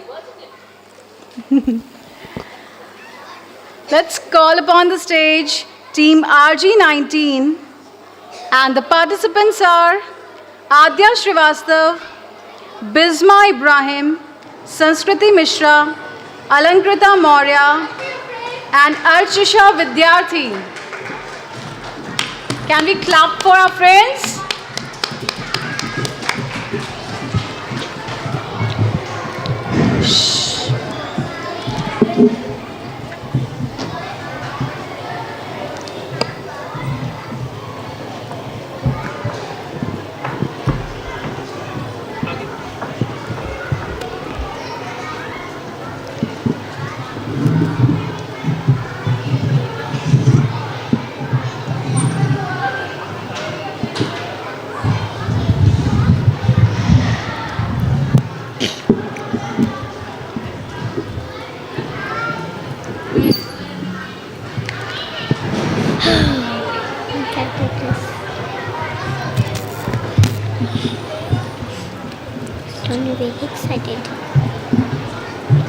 Good morning and Jai Jagat. Our campus code is RG19. Today we are going to narrate the Brahma's dream. Once there lived a poor Brahmin named Hari in a small village. He lived alone as he had no friends or relatives. He used to beg for alms in the village for his living. He was also a miser, and he always kept whatever little food he received as alms in a pot. He put the pot beside his bed and kept watch on the pot. And he ate only when he was very hungry and could not bear his hunger. He lived his life in this way. One day, he decided a large quantity of rice grew in alms. As he reached home, he filled the pot with rice gruel. First, then ate the remaining. He was very happy to have his pot full of rice. He kept a watch continuously on the pot while he lay awake in his bed. After a long time, he fell asleep. As he slept, he started dreaming about his pot full of rice gruel. He dreamed that there was a terrible famine in the village, and he should out his pot full of rice gruel for 100 silver coins. As he got a huge amount of money for the pot full of rice gruel. He brought a pair of goats, and within few months his goat gave birth to kids, and then he sold all his goats for some buffaloes and cows. Soon the buffaloes and the cows gave birth to cows, and they also gave a lot of milk. He earned a lot of money by selling the milk and milk products like butter and curd. In this way, he became a very rich person. He was so popular that everyone wanted to meet him. He kept dreaming, and then he bought some horses and a big house which has many rooms. The other wealthy Brahmins were so impressed with him that they wanted to marry their daughters with him. Soon he got married to a beautiful girl in a grand ceremony. After some time, his wife gave birth to a son. He named his son as Sonu Sharma. His son was very naughty. He did not listen to them and would play and make noise all the time. One day, Brahmin scolded him and asked him to stop, but he would not listen. He asked her wife to hold the child. She could not hear him as she was busy in household activities. Hari became very angry and kicked his wife. As the Brahmins won in dream, he kicked in air and suddenly his leg hit his pot. The pot broke immediately and all the rice gruel spilled over. This all woke him up. Then he realized that he had been done dreaming. He also realized that all the rice gruel he had collected and was happily dreaming about was lost now. He became very disappointed. Moral: One should not build castles in the air. Thank you and Jai Jagat. Thank you, team RG19. With this, we call. Okay, I'll ask you questions later on. Don't raise your hands now. Okay, it's time to call upon the stage team RG20, and the participants are Abhirat Chaudhary, Rida Fatima, Dhara Yadav, Manvi Maurya, and Srinika Tripathi. Can we clap for them?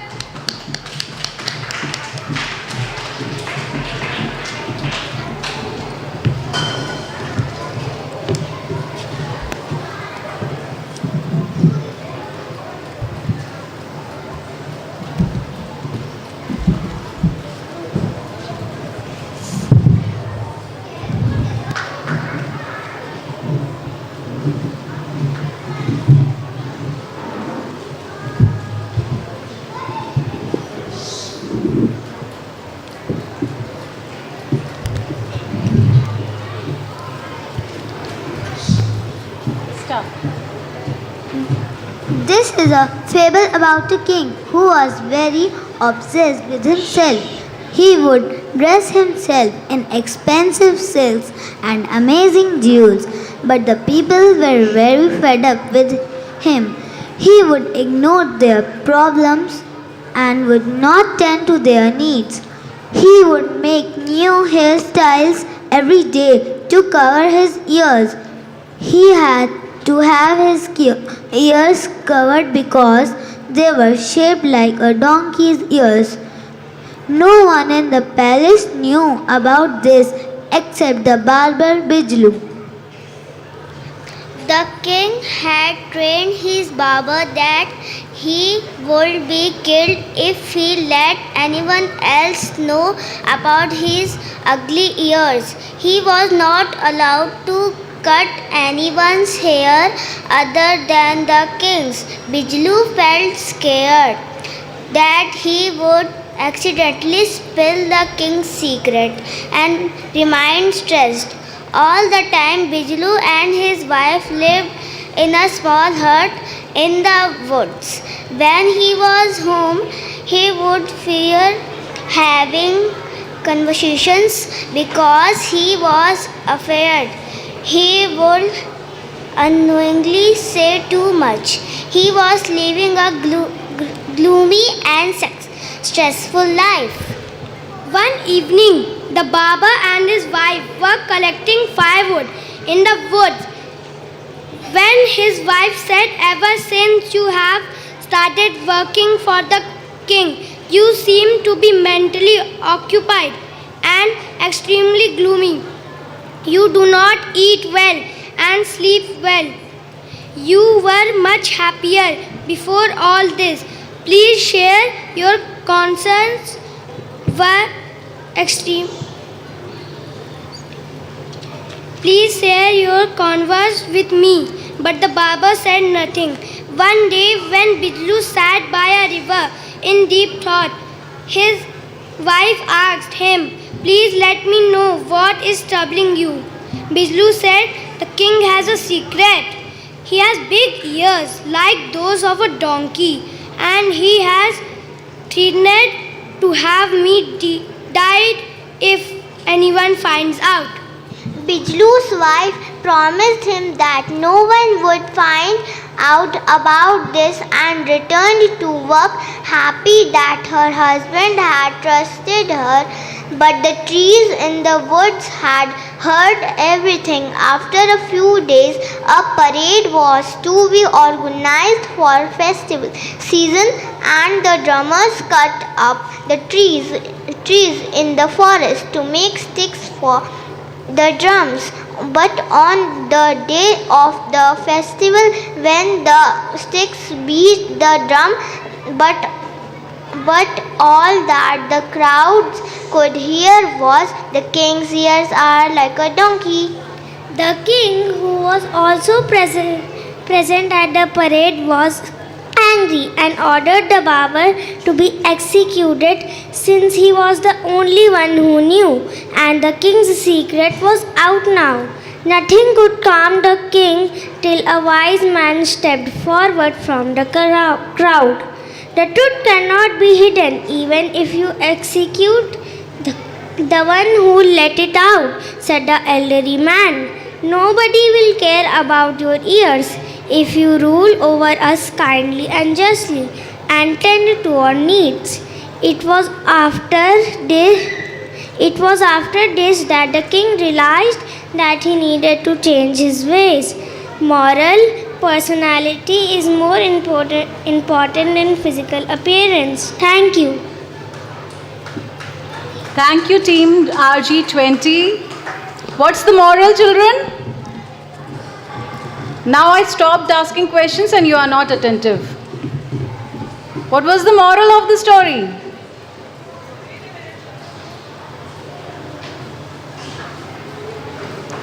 Okay, now this time you are going to answer. Oh, okay. Okay. Okay, what was the title of the story? Who will tell me? No one? You were busy talking. Okay. Who was the main character of the story? The king. Okay, at least you could hear this one, this much. Okay, and the king had? Big ears. Okay. And the title of the story was?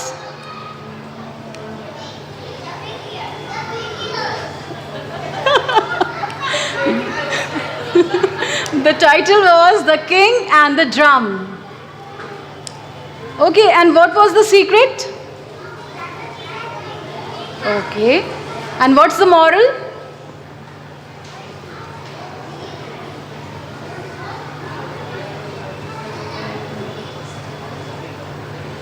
And who knew the secret? King himself had big ears, and then who knew the secret? Who else?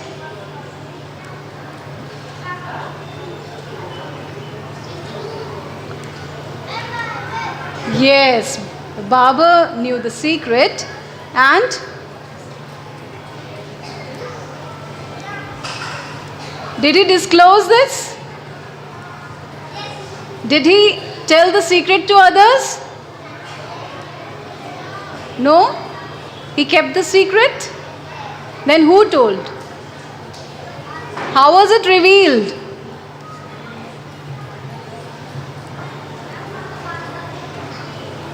No? Okay. I'll come back to this later on. Let's call team RG21, and the participants are Mohammad Khizr Abbas Mirza, Masuma Fatima, Mahira Fatima, Mohammad Ibrahim Mirza, and Mohammad Sawant Abbas. Can we all clap for them?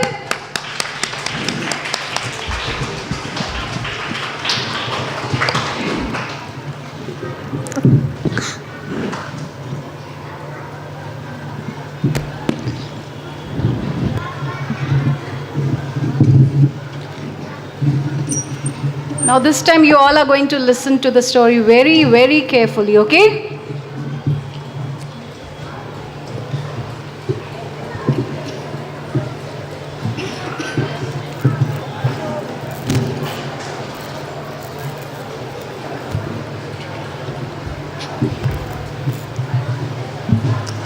Jai Jagat to one and all present here. Today we are going to read the story, The Musical Donkey. Once upon a time, in a village, there lived a washerman and his extremely weak donkey. During the daytime, the donkey would carry the washerman's heavy bags of laundry to the river bank for washing. The donkey was not happy with the food that was provided to him by the washerman. So, at night, when he was left free, he would go to the graze in the nearby fields in the devour to different vegetables from neighboring fields. Before the sun rose, he would return to washerman's house. One day, while wandering in the nearby field, the donkey met a jackal, and they became really good friends, really close friends. They started meeting every night. By daybreak, the donkey would be back home. This went on for many days.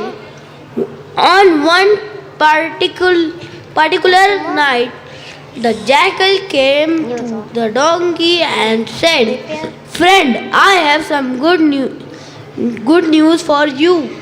Have found a field where farmers are growing juicy ripe cucumbers. Let's go there tonight and fill our bellies." So both of them went to feast on the cucumber. Every night they would go to the field where the donkey would eat the cucumbers, while the jackal kept guard in case the goat caught. One night the donkey ate way too many cucumbers, and for very happy, he decided to sing a song to express his happiness. He told the jackal, "The moon is beautiful tonight. I am overwhelmed with happiness and feel like singing a song." Hearing this, the jackal got worried.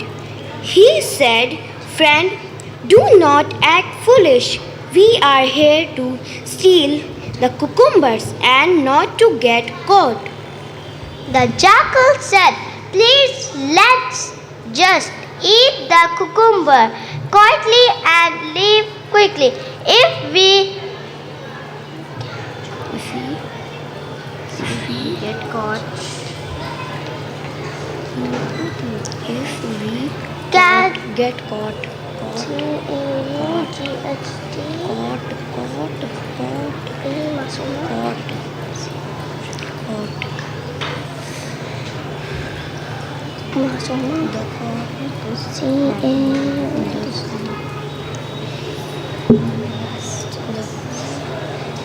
Yes? If we get. Come on, continue reading. get caught, the farmer around will beat us black and blue with their sticks. The donkey got annoyed and scolded the jack, saying, "You are a wild animal. You can never appreciate beautiful music. You are just jealous of my melodious voice." When the jackals understood at the crew of the refrained the donkey from singing, he told him, "Please wait till the exit the field and keep an eye of the farmer." The jackal then ran away and hid himself. The donkey looked up to the moon and started singing, or rather braying at the top of his voice. Hearing the loud braying, the farmers came rushing out with their sticks. They were upset to see the donkey in the field. The annoyed farmers chased the donkey and beat him up really bad with their sticks. The donkey fell to the ground because of his injuries. The farmers then released him. When he saw the donkey fully injured and limping out in the field, the jackal ran towards him and laughed at him. The donkey realized that he had made a mistake and he should have thought about the consequences before singing aloud. The moral of the story is, think before you act. Thank you, team. RG21. What was the moral? Yes? Think before you act. And was that the right place to sing? Who was singing? The donkey. Okay. Let's call team RG22. And the participants are Aliza Umer, Zian Muhammad, Myreen Islam, Fahad Saud, and Shashwat Mishra.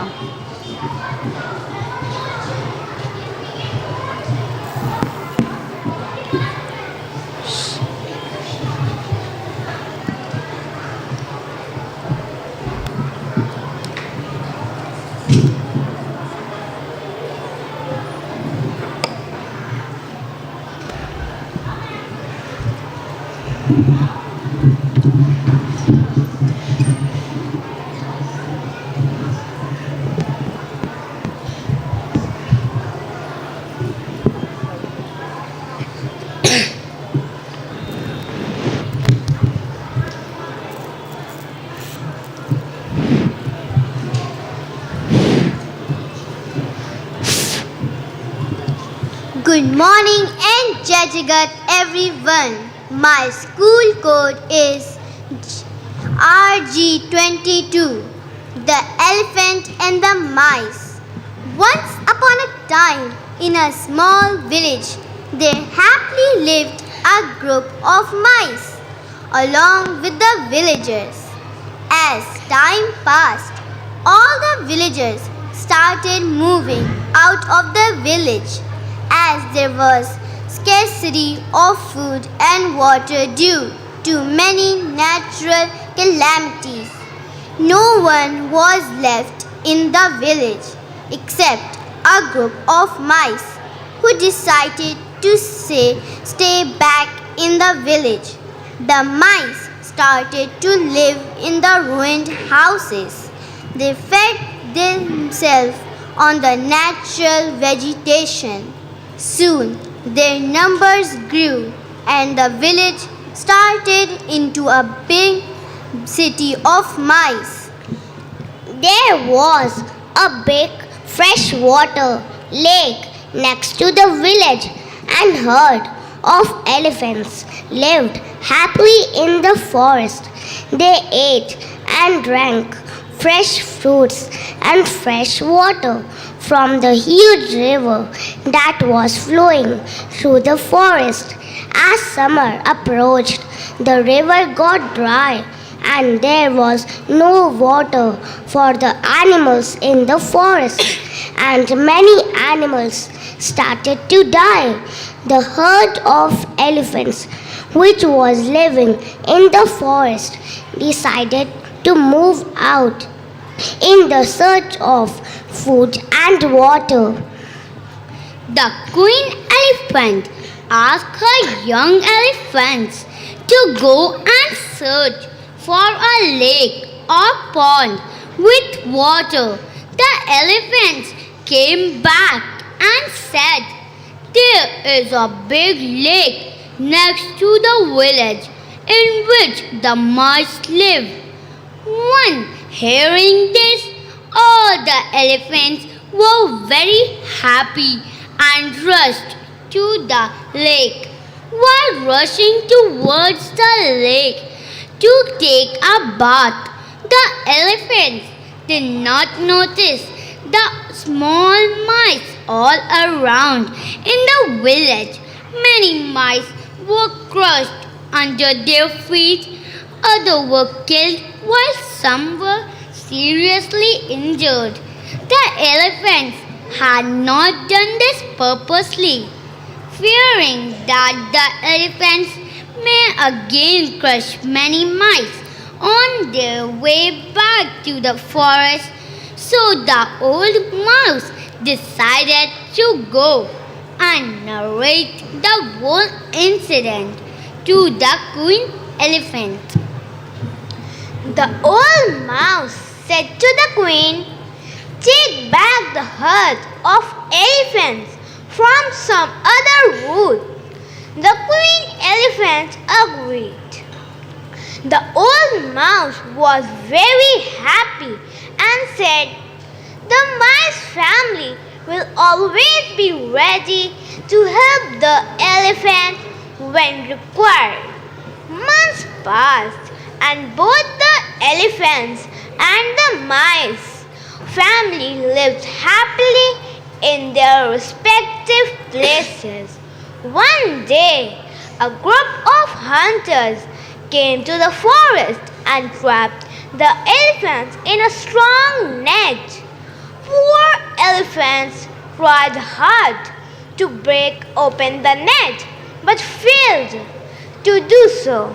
The queen elephant remembered what the old mouse had promised. She called one of the elephants and said, "Go and inform the mice family about a condition and ask them for help." On hearing the elephant's plea, the old mouse summoned all the mice and at once went to the forest to help the herd of elephants who were trapped in a net. The mice, with their strong teeth, cut the net and freed the elephants. The queen elephant thanked the old mouse and remembered his promise and set them free from the net. Both mice and elephants become good friends and enjoyed each other's company.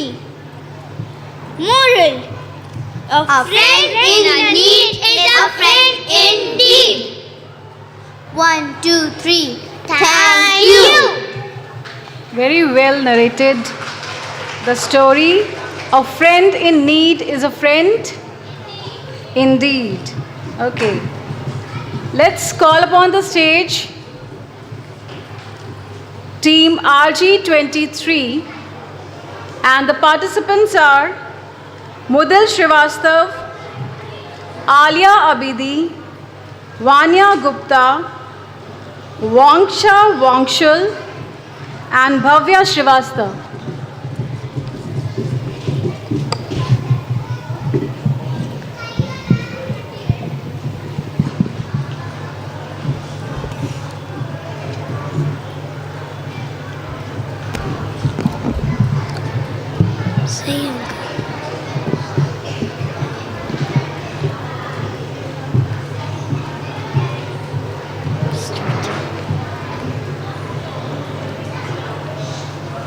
Good morning and Jai Jagat. My name is Alia Zahra Abdi and my teammates are Mudal Srivastav, Vanya Gupta, Vangsha Wangshul and Bhavya Srivastav. And our school code is RG23. 4 friends and a lion. Once in a village lived 4 friends. Among them, 3 had finest knowledge of scriptures, while one friend didn't have much knowledge of scriptures but was wise. One day, they started discussing future.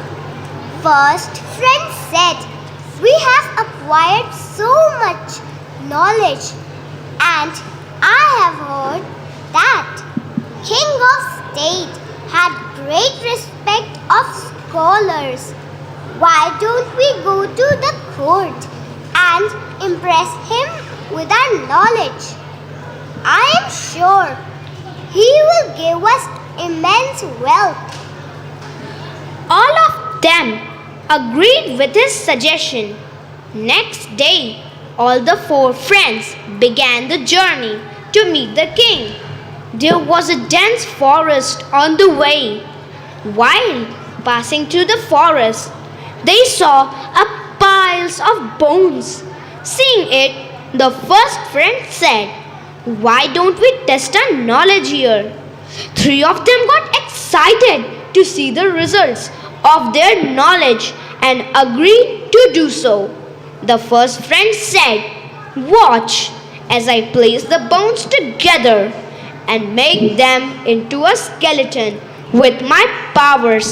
Soon the skeleton took form. The second friend said, "I will use my powers to put flesh and blood onto the skeleton right in front of their eyes." The bones and flesh changed into a wild animal which everybody recognized. It was a lion. Everybody except the 4th friend was pleased. They exclaimed, "All these many years of studying have not gone waste. We are able to create a lion from just bones." The whole body of the animal was in front of them, as it would have been before it died. The 3rd friend said happily, "My friends, what is a mass of flesh without having a life in it? Watch as I breathe life into the lion."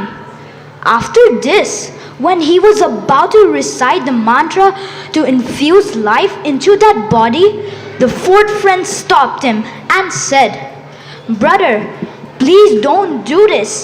It will be a disaster if the lion comes alive and kills all of us." Hearing this, the 3rd friend got angry and said, "These 2 have shown their ability, and you're stopping me? Why? I also want to test my knowledge. I will definitely bring this lion to life." The fourth friend tried his best to stop, but the other friends did not listen to him. As soon as the third friend started reciting the mantra, the fourth friend ran and climbed up the nearest tree. When the third friend finished reciting the mantra, the lion sprang back to life. Seeing this, all three friends were happy, as they had successfully created a lion from a pile of bones. But before they could rejoice, the lion attacked it and killed all three of them. The moral of the story is, wisdom is always superior to knowledge. Thank you. Thank you.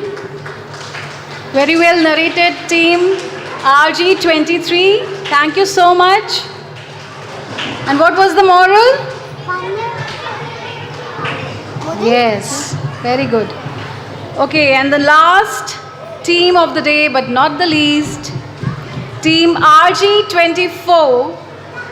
And the participants are Miss Veronica, Atisha Singh, Riddhi Tripathi, Master Pratyush Chaudhary, and Drishti Patel.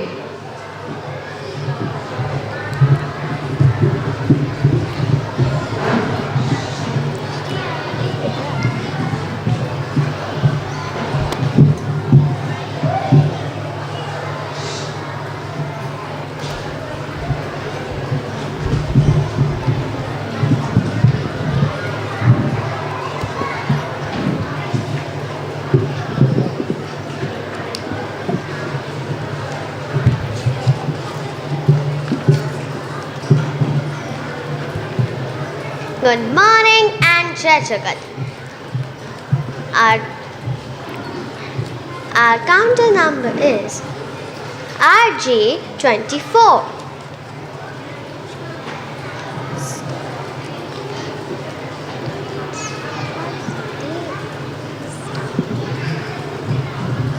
The wind start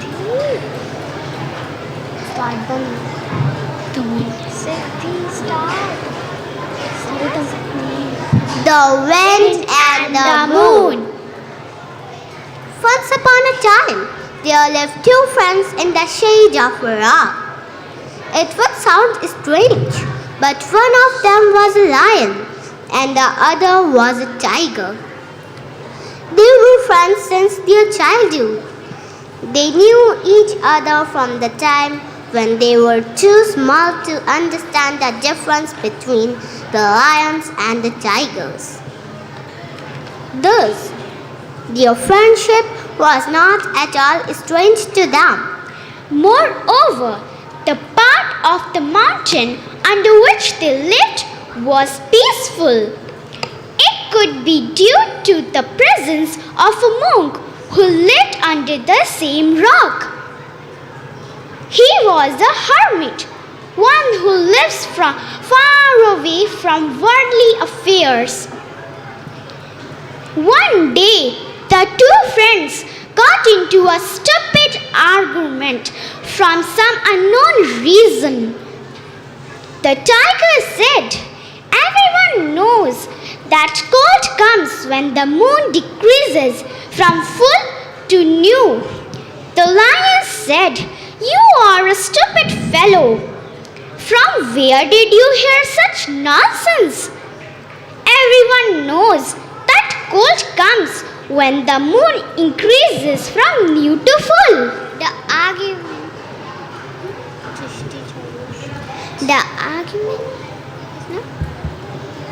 The argument between them became stronger and stronger. Both of them were firm at their own opinion. They could not arrive at any conclusion to resolve the growing disagreement. They even started calling ill names to each other. Suddenly, they thought that like this way they would lose their friendship. At last, they decided to go and ask the learned monk, who would definitely know about the actual answer. Both of them went together to the peaceful monk and bowed respectfully before him. The hermit asked them the reason for their sudden arrival. They put their question to him and said, "Sir, only you can answer to this problematic question." The hermit thought for a while and said, "It can be cold in any phase of the moon, from new to full and back to new again. It is the wind that brings the cold, whether from west or north or east. Therefore, both of you are right, and neither of you are defeated by the other." The hermit also said, "Both of you share healthy friendship since your childhood. It is not good to get into arguments and think about separation. It is not too good. The most important thing is to live without conflict, to remain united. Unity is best by all means." The lion and the tiger understood the message of the wise monk. They thanked him for the kind suggestion given by him. Both of them lived happily thereafter as good friends. The moral of the story is, weather comes and weather goes, but friendship remains forever.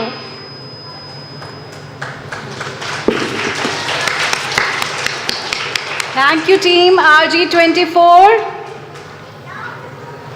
What remains forever? Friendship remains forever. And with this, we have come to the end of this event. And by the time we'll wait for the results to be tabulated, would you like to listen to another song by Simran ma'am? Oh! So let's welcome Simran ma'am, and this time she's going to sing Waves.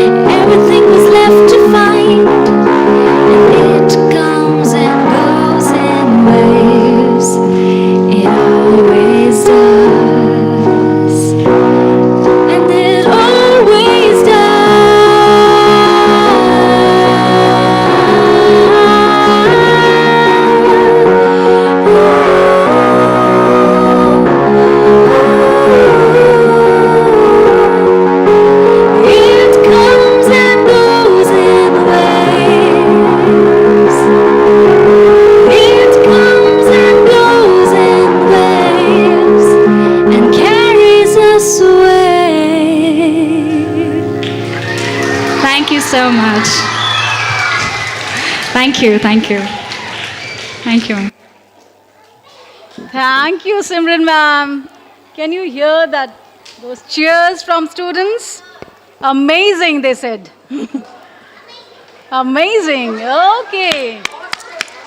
Awesome.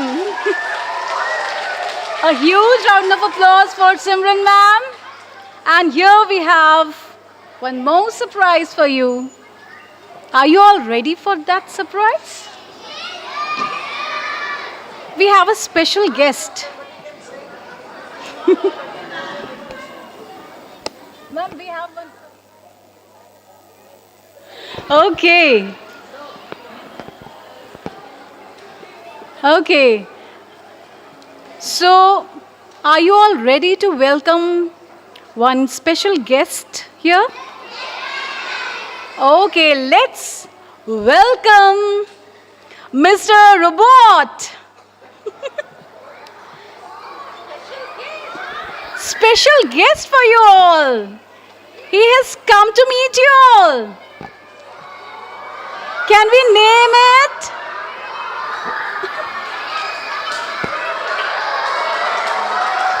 Can we call it Robo? Hello, he's saying hello to you all.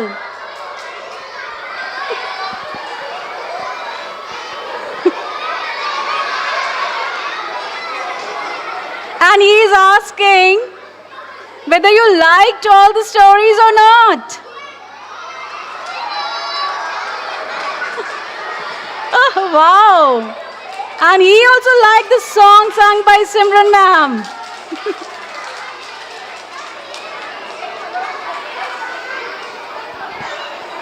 Say hello, Robo.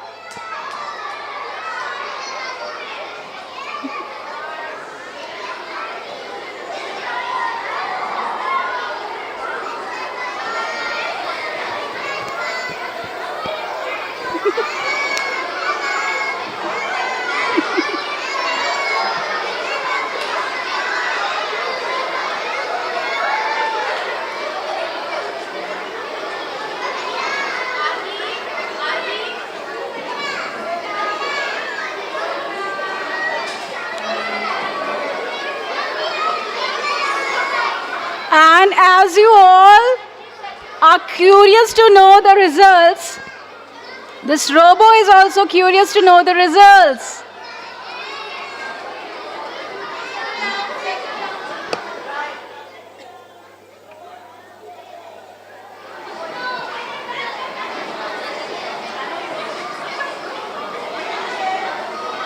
Now Robo will go back, say goodbye, bye-bye.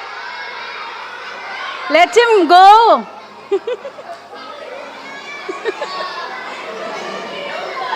Now settle down, children. Please sit down, all of you.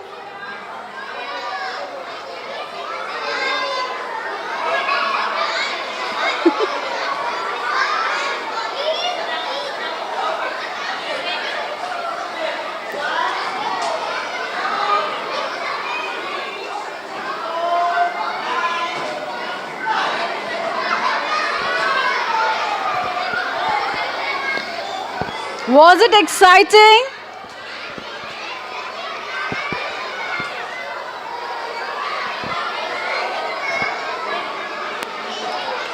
Now, okay children, please sit down.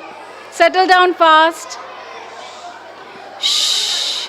Waterfall. Shh. Okay. Now we would like to invite our eminent judges to bless our students and guide them for future. I would like to call upon the stage Ma'am Tamanna Raza for blessing the students and guide them for future. Can we clap for Tamanna ma'am? Ma'am, please.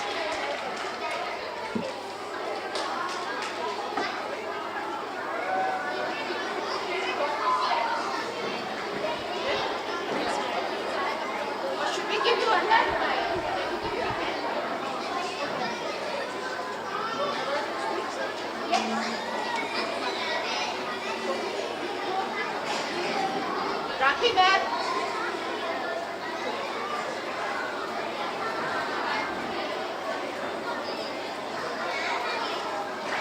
Comfortable, ma'am?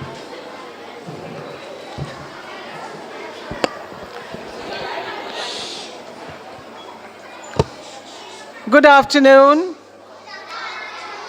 And a very good afternoon to you, and it's been very enjoyable listening to you. And I would like to clap for all of you for being patient and being very good and not talking too much. Little bit of talking is permitted. And this thing is something new for reading, and I quite enjoyed. I told Mrs. Hajila also that, ma'am, this was very good. That you all must read.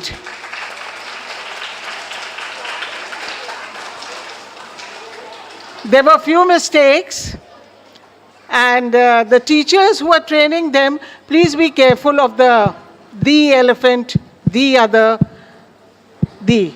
That was a very glaring mistake.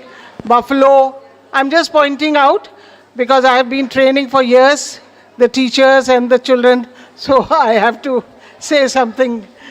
So keep in mind when you are training next time, because this was something new and I really enjoyed it.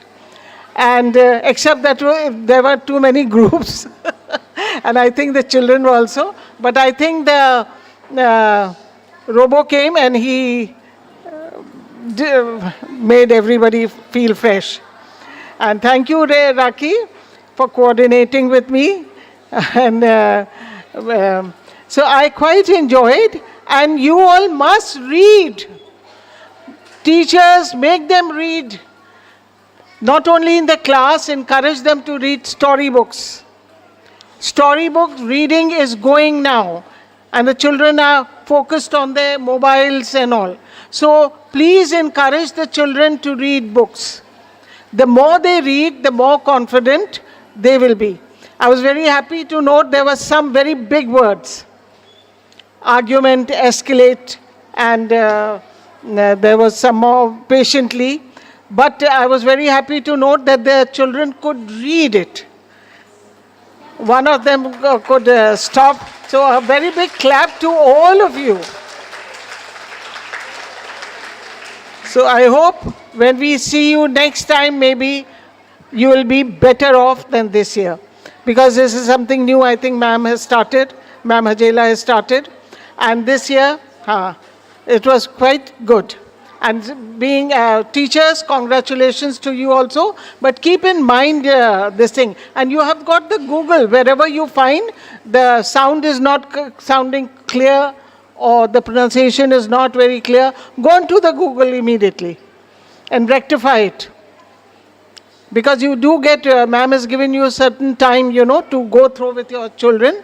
So see that their pronunciation, because this is a very important age, from classes 1 to 5, when the pronunciation, intonation, all this will be set. Later on, it will be very difficult. All right? And how they are standing, how they are holding their paper, that is also very important. Some of them were looking down, but there were few of them who stood straight and holding their paper. That was the correct way to read. So that was really enjoyable. Congratulations, ma'am. And thank you for inviting me. I did enjoy. Albeit it was a big law. And thank you for singing for us 2 lovely songs. I quite enjoyed. And ma'am, you must be tired also. Standing here and coordinating. So thank you, children. Thank you very much.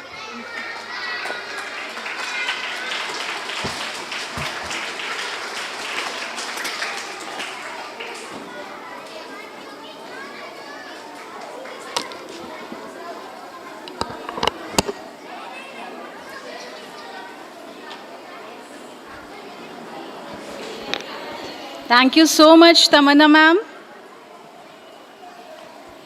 for blessing and guiding our students.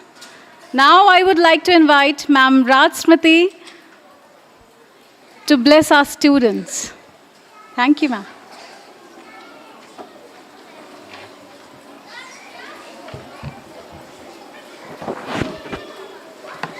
Good afternoon, students.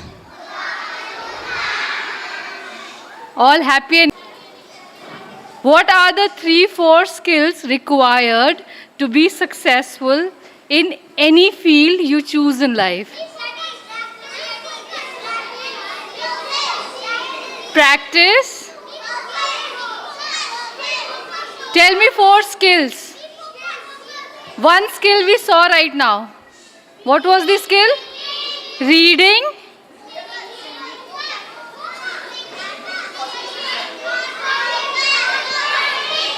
How many of you write every day? So writing is another important skill that you need in life. How many of you are speaking right now? So speaking. And what were you doing when the speakers were reading here? Listening. So reading, writing, listening, speaking. If you master these 4 skills in life, you can do anything. You can be successful in any field that you choose. Clear? So from today onwards, how many of you will practice these 4 things? Everyone? So clap for yourselves for being very attentive. You were a great audience. I had a wonderful time here.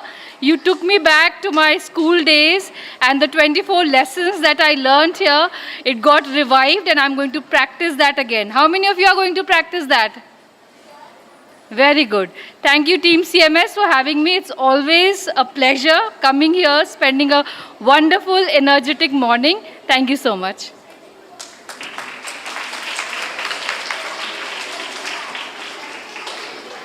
Thank you so much, dear ma'am. It's our pleasure to have you as our esteemed judges here. Now I would like to invite Ma'am Vera Hajela to bless and guide our students. Respected Vera ma'am, please.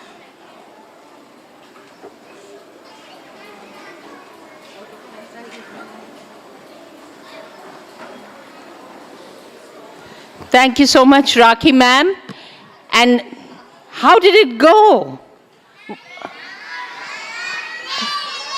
I got 2 new adjectives today from close quarters where I was sitting. Both of them incidentally begin with an A. And what do you think those 2 adjectives are?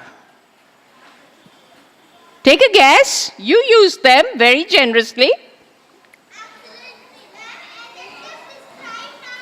Oh yes, it describes a noun pretty much. That was amazing. So take the cue from there, you are smart kids. What was the experience like today? I can't hear you. I've become deaf now. Now suddenly I'm deaf. Amazing. That was 1. And what was 2? Awesome. So that's what you people have done. You made this morning and now this afternoon both amazing and what do you do when you realize that you created that magic? You need to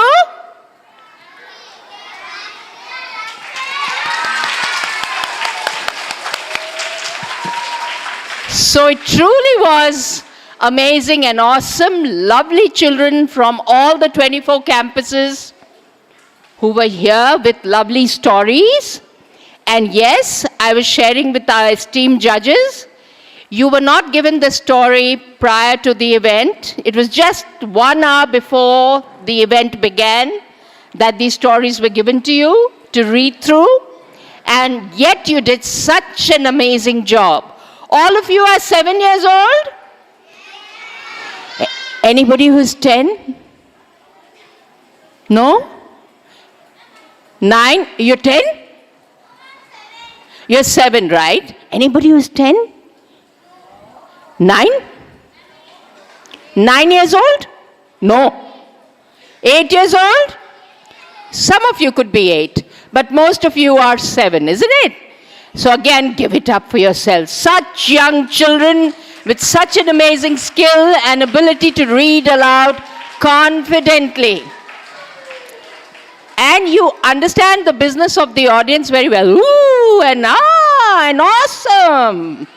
Yeah? Fantastic. Okay, what did you enjoy most?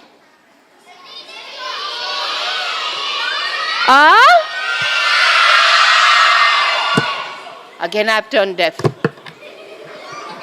I can't hear a word. Reading? Fantastic. Thank you for giving me the expected answer. Reading was meant to be enjoyed the most today because this was a reading event. And very close to reading, what was the next thing that you enjoyed? The songs by? You think we should clap for her or we have clapped enough? Wasn't she awesome? Was she amazing? Was she out of the world? Yes. And what about our little friend, the robot? You liked him? Were you scared of him? I'll tell you a secret. I was very scared of him. I was very scared of him when he was coming towards us. Why do you think I was scared of him, children? Because he looks. Because he is? He is not a human being. You got that right, spot on. So we should not be scared of each other, isn't it? Why? Because we are all human beings. And we should all love each other, respect each other, and care for each other. Isn't that amazing? All of us in this hall are very good friends. Give it up for all of us. And you know who the two most patient people are in the auditorium today? Patient, dignified, poised, totally engaged, indulging in this event. Who are those two important people? Yeah, our esteemed judges, Tamanna Raza ma'am and Raj Smriti ma'am. Give it up for them, the loudest.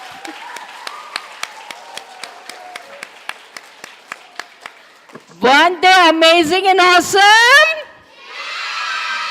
Indeed they were. So thank you so much, Tamanna ma'am and Raj Smriti ma'am, for spending your valuable time, spending hours and hours judging the 24 events that came up on presentations that were up on stage. And you were so engaged in everything that was going on. Admirable, absolutely. My heart goes out to both of you with a lot of respect and a lot of love and a lot of gratitude. Thank you so very much. Thank you. Now I'm totally deaf. Who can say that properly? Teachers.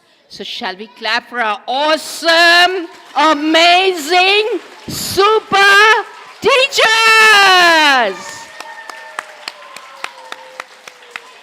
And I have a special superlative for all our CMS teachers. You are the bestest teachers in the world. Give it up for yourselves.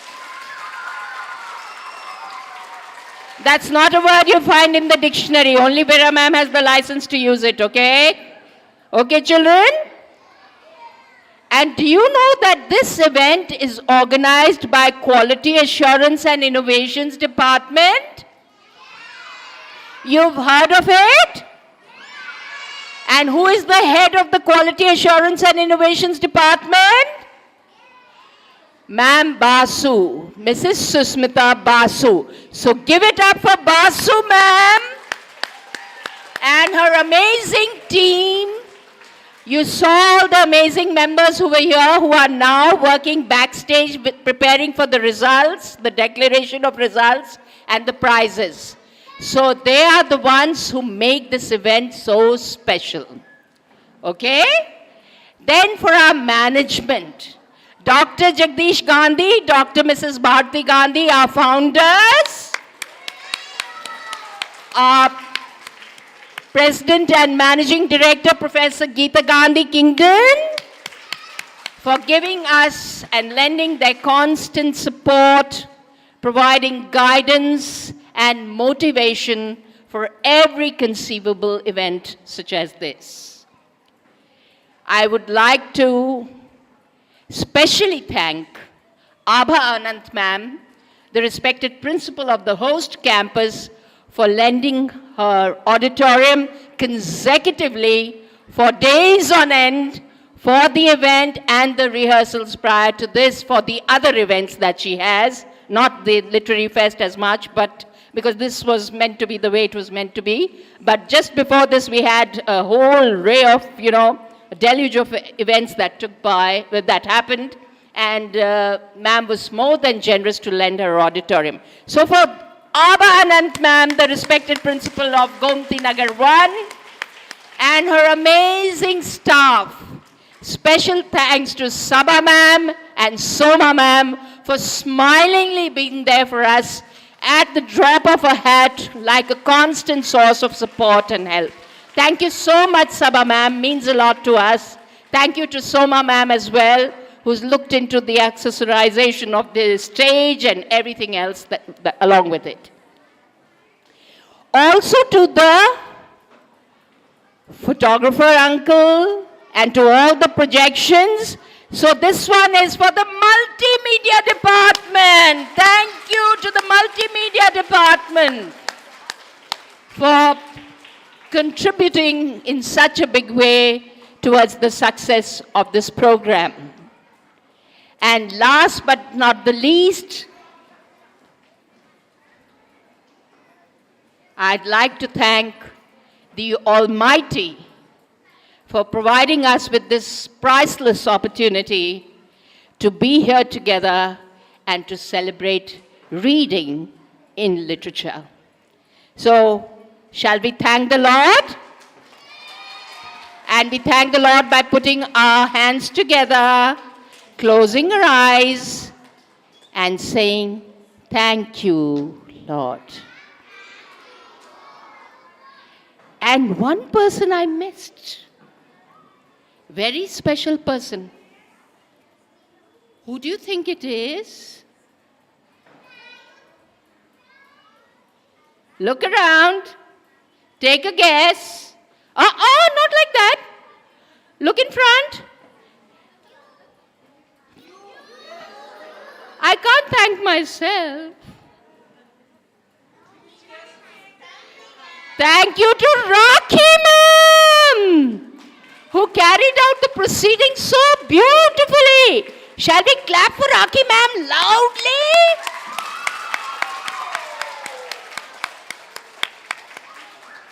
So thank you one, thank you all.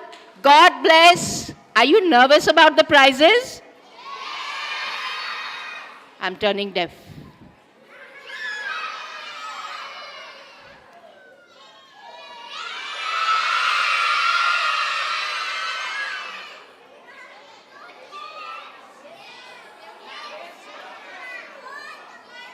Are you nervous?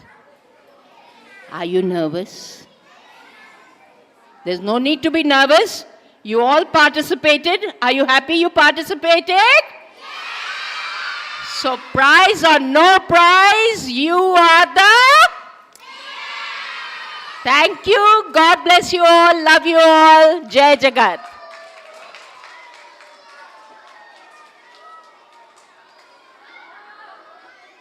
Thank you so much, respected Vera ma'am. So can we all clap for Vera ma'am once again?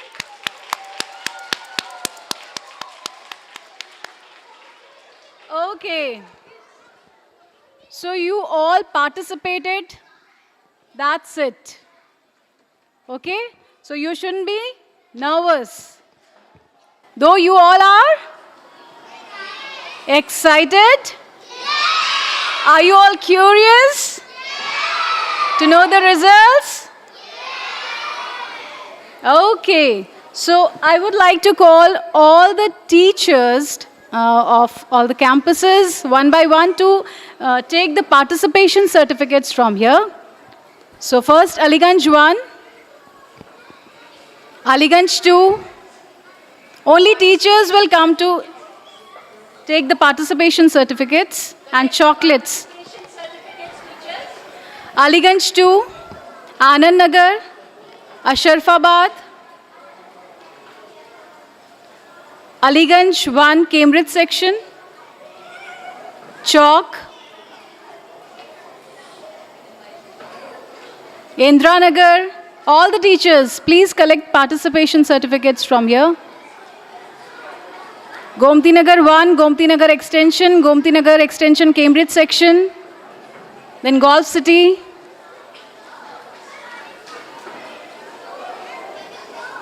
Jopling Road, Kanpur Road, Mahanagar, Rajagir Nagar 1 and 2, Rajajipuram 1, 2 and 3, Rajajipuram 1, Cambridge section, RDSO Station Road, United World School,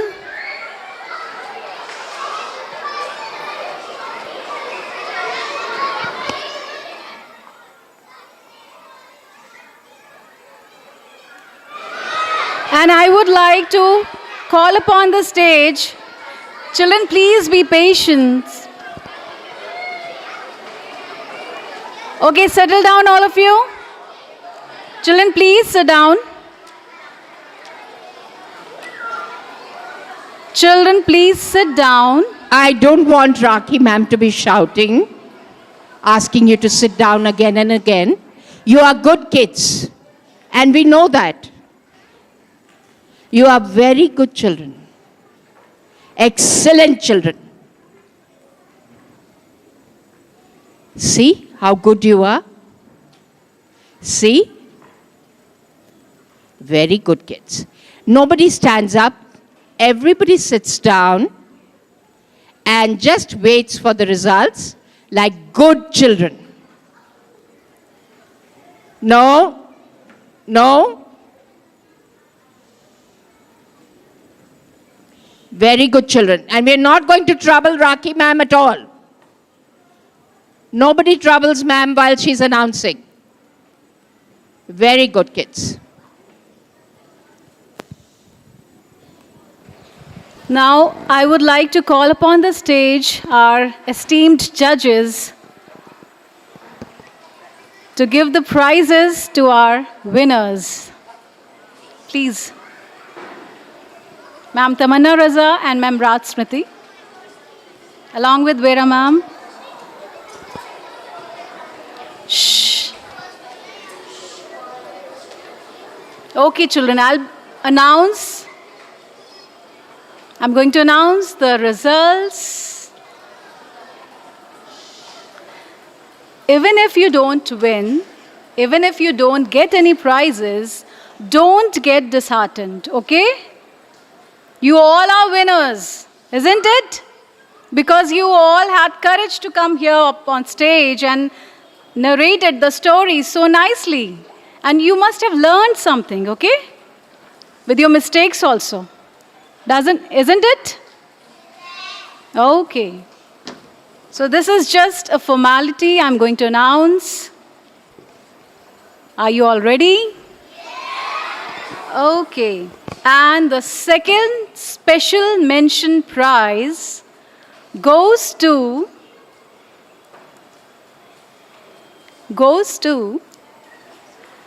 RDSO.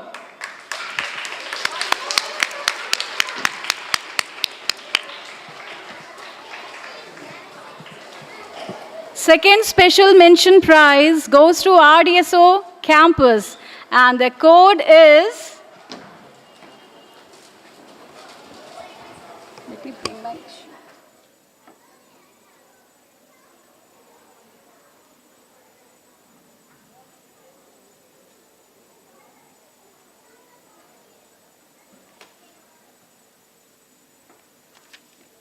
Can we all clap for them once again?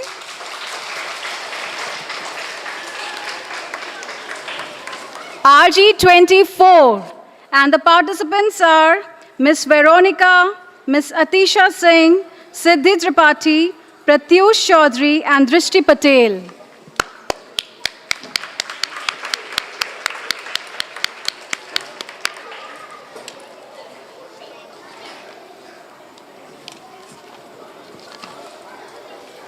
And they're having the group photograph. Now it's time to announce the first special mention prize. And the first special mention prize goes to Rajendra Nagar Campus 1.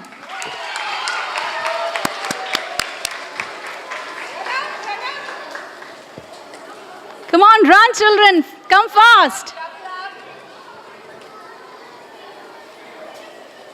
Rajendra Nagar Campus 1, and the code was RG11. And the participants are Zaina Akil, Raghvi Avasthi, Arush Agarwal, Yahya Ali Khan, and Shwetambika Bhatt.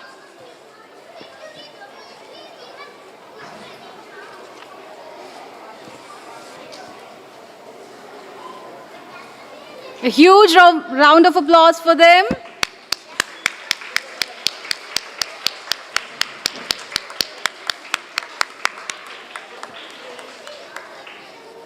They are there with the teacher, Bhanupriya Pandey ma'am.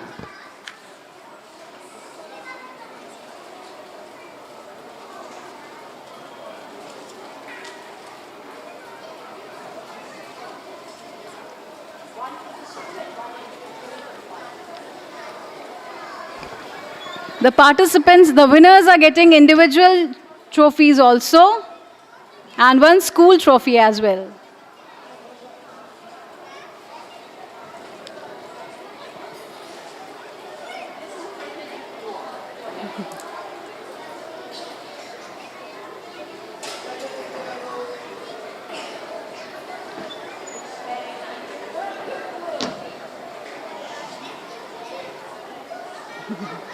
Okay.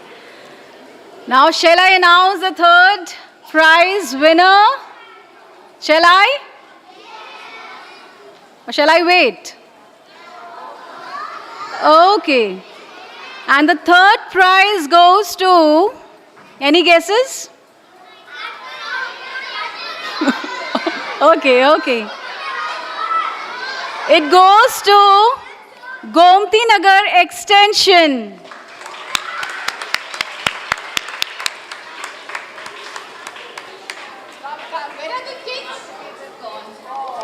Oh, kids are not here, so teacher is there to collect the certificate.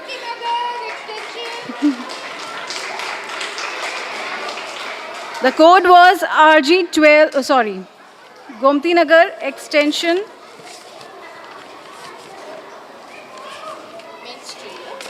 Yes, it was RG23.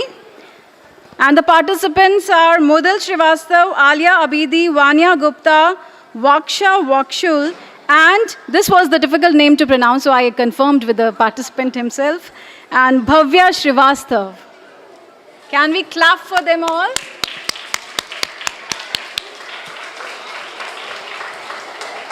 Now, second prize.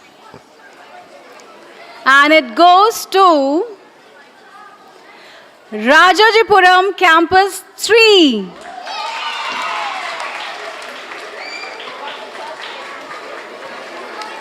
The code was RG10, and the participants are Ipshita Pal, Tanishi Mehrotra, Yogya Singh, Avya Krishna, and Adrija Singh. Congratulations, team.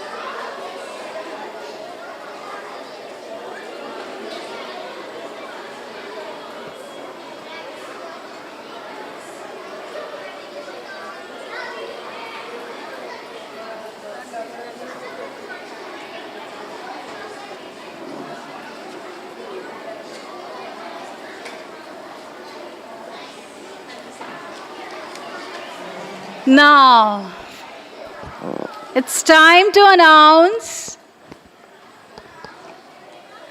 the first prize. And it goes to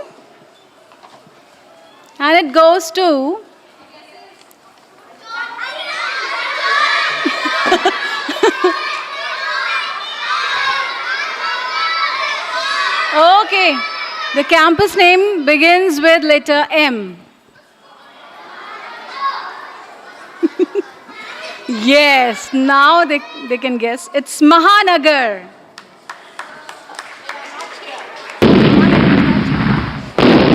Okay, so can we all clap for them?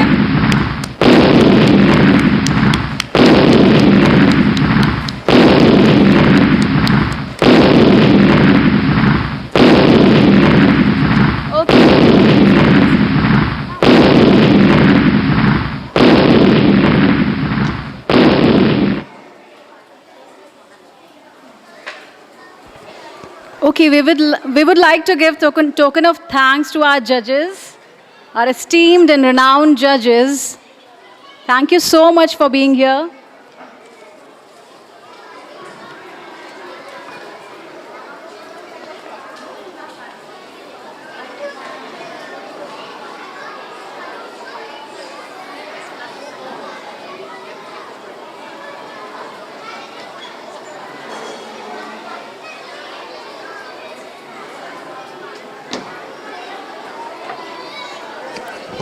Okay, all the teachers, before leaving, please come backstage.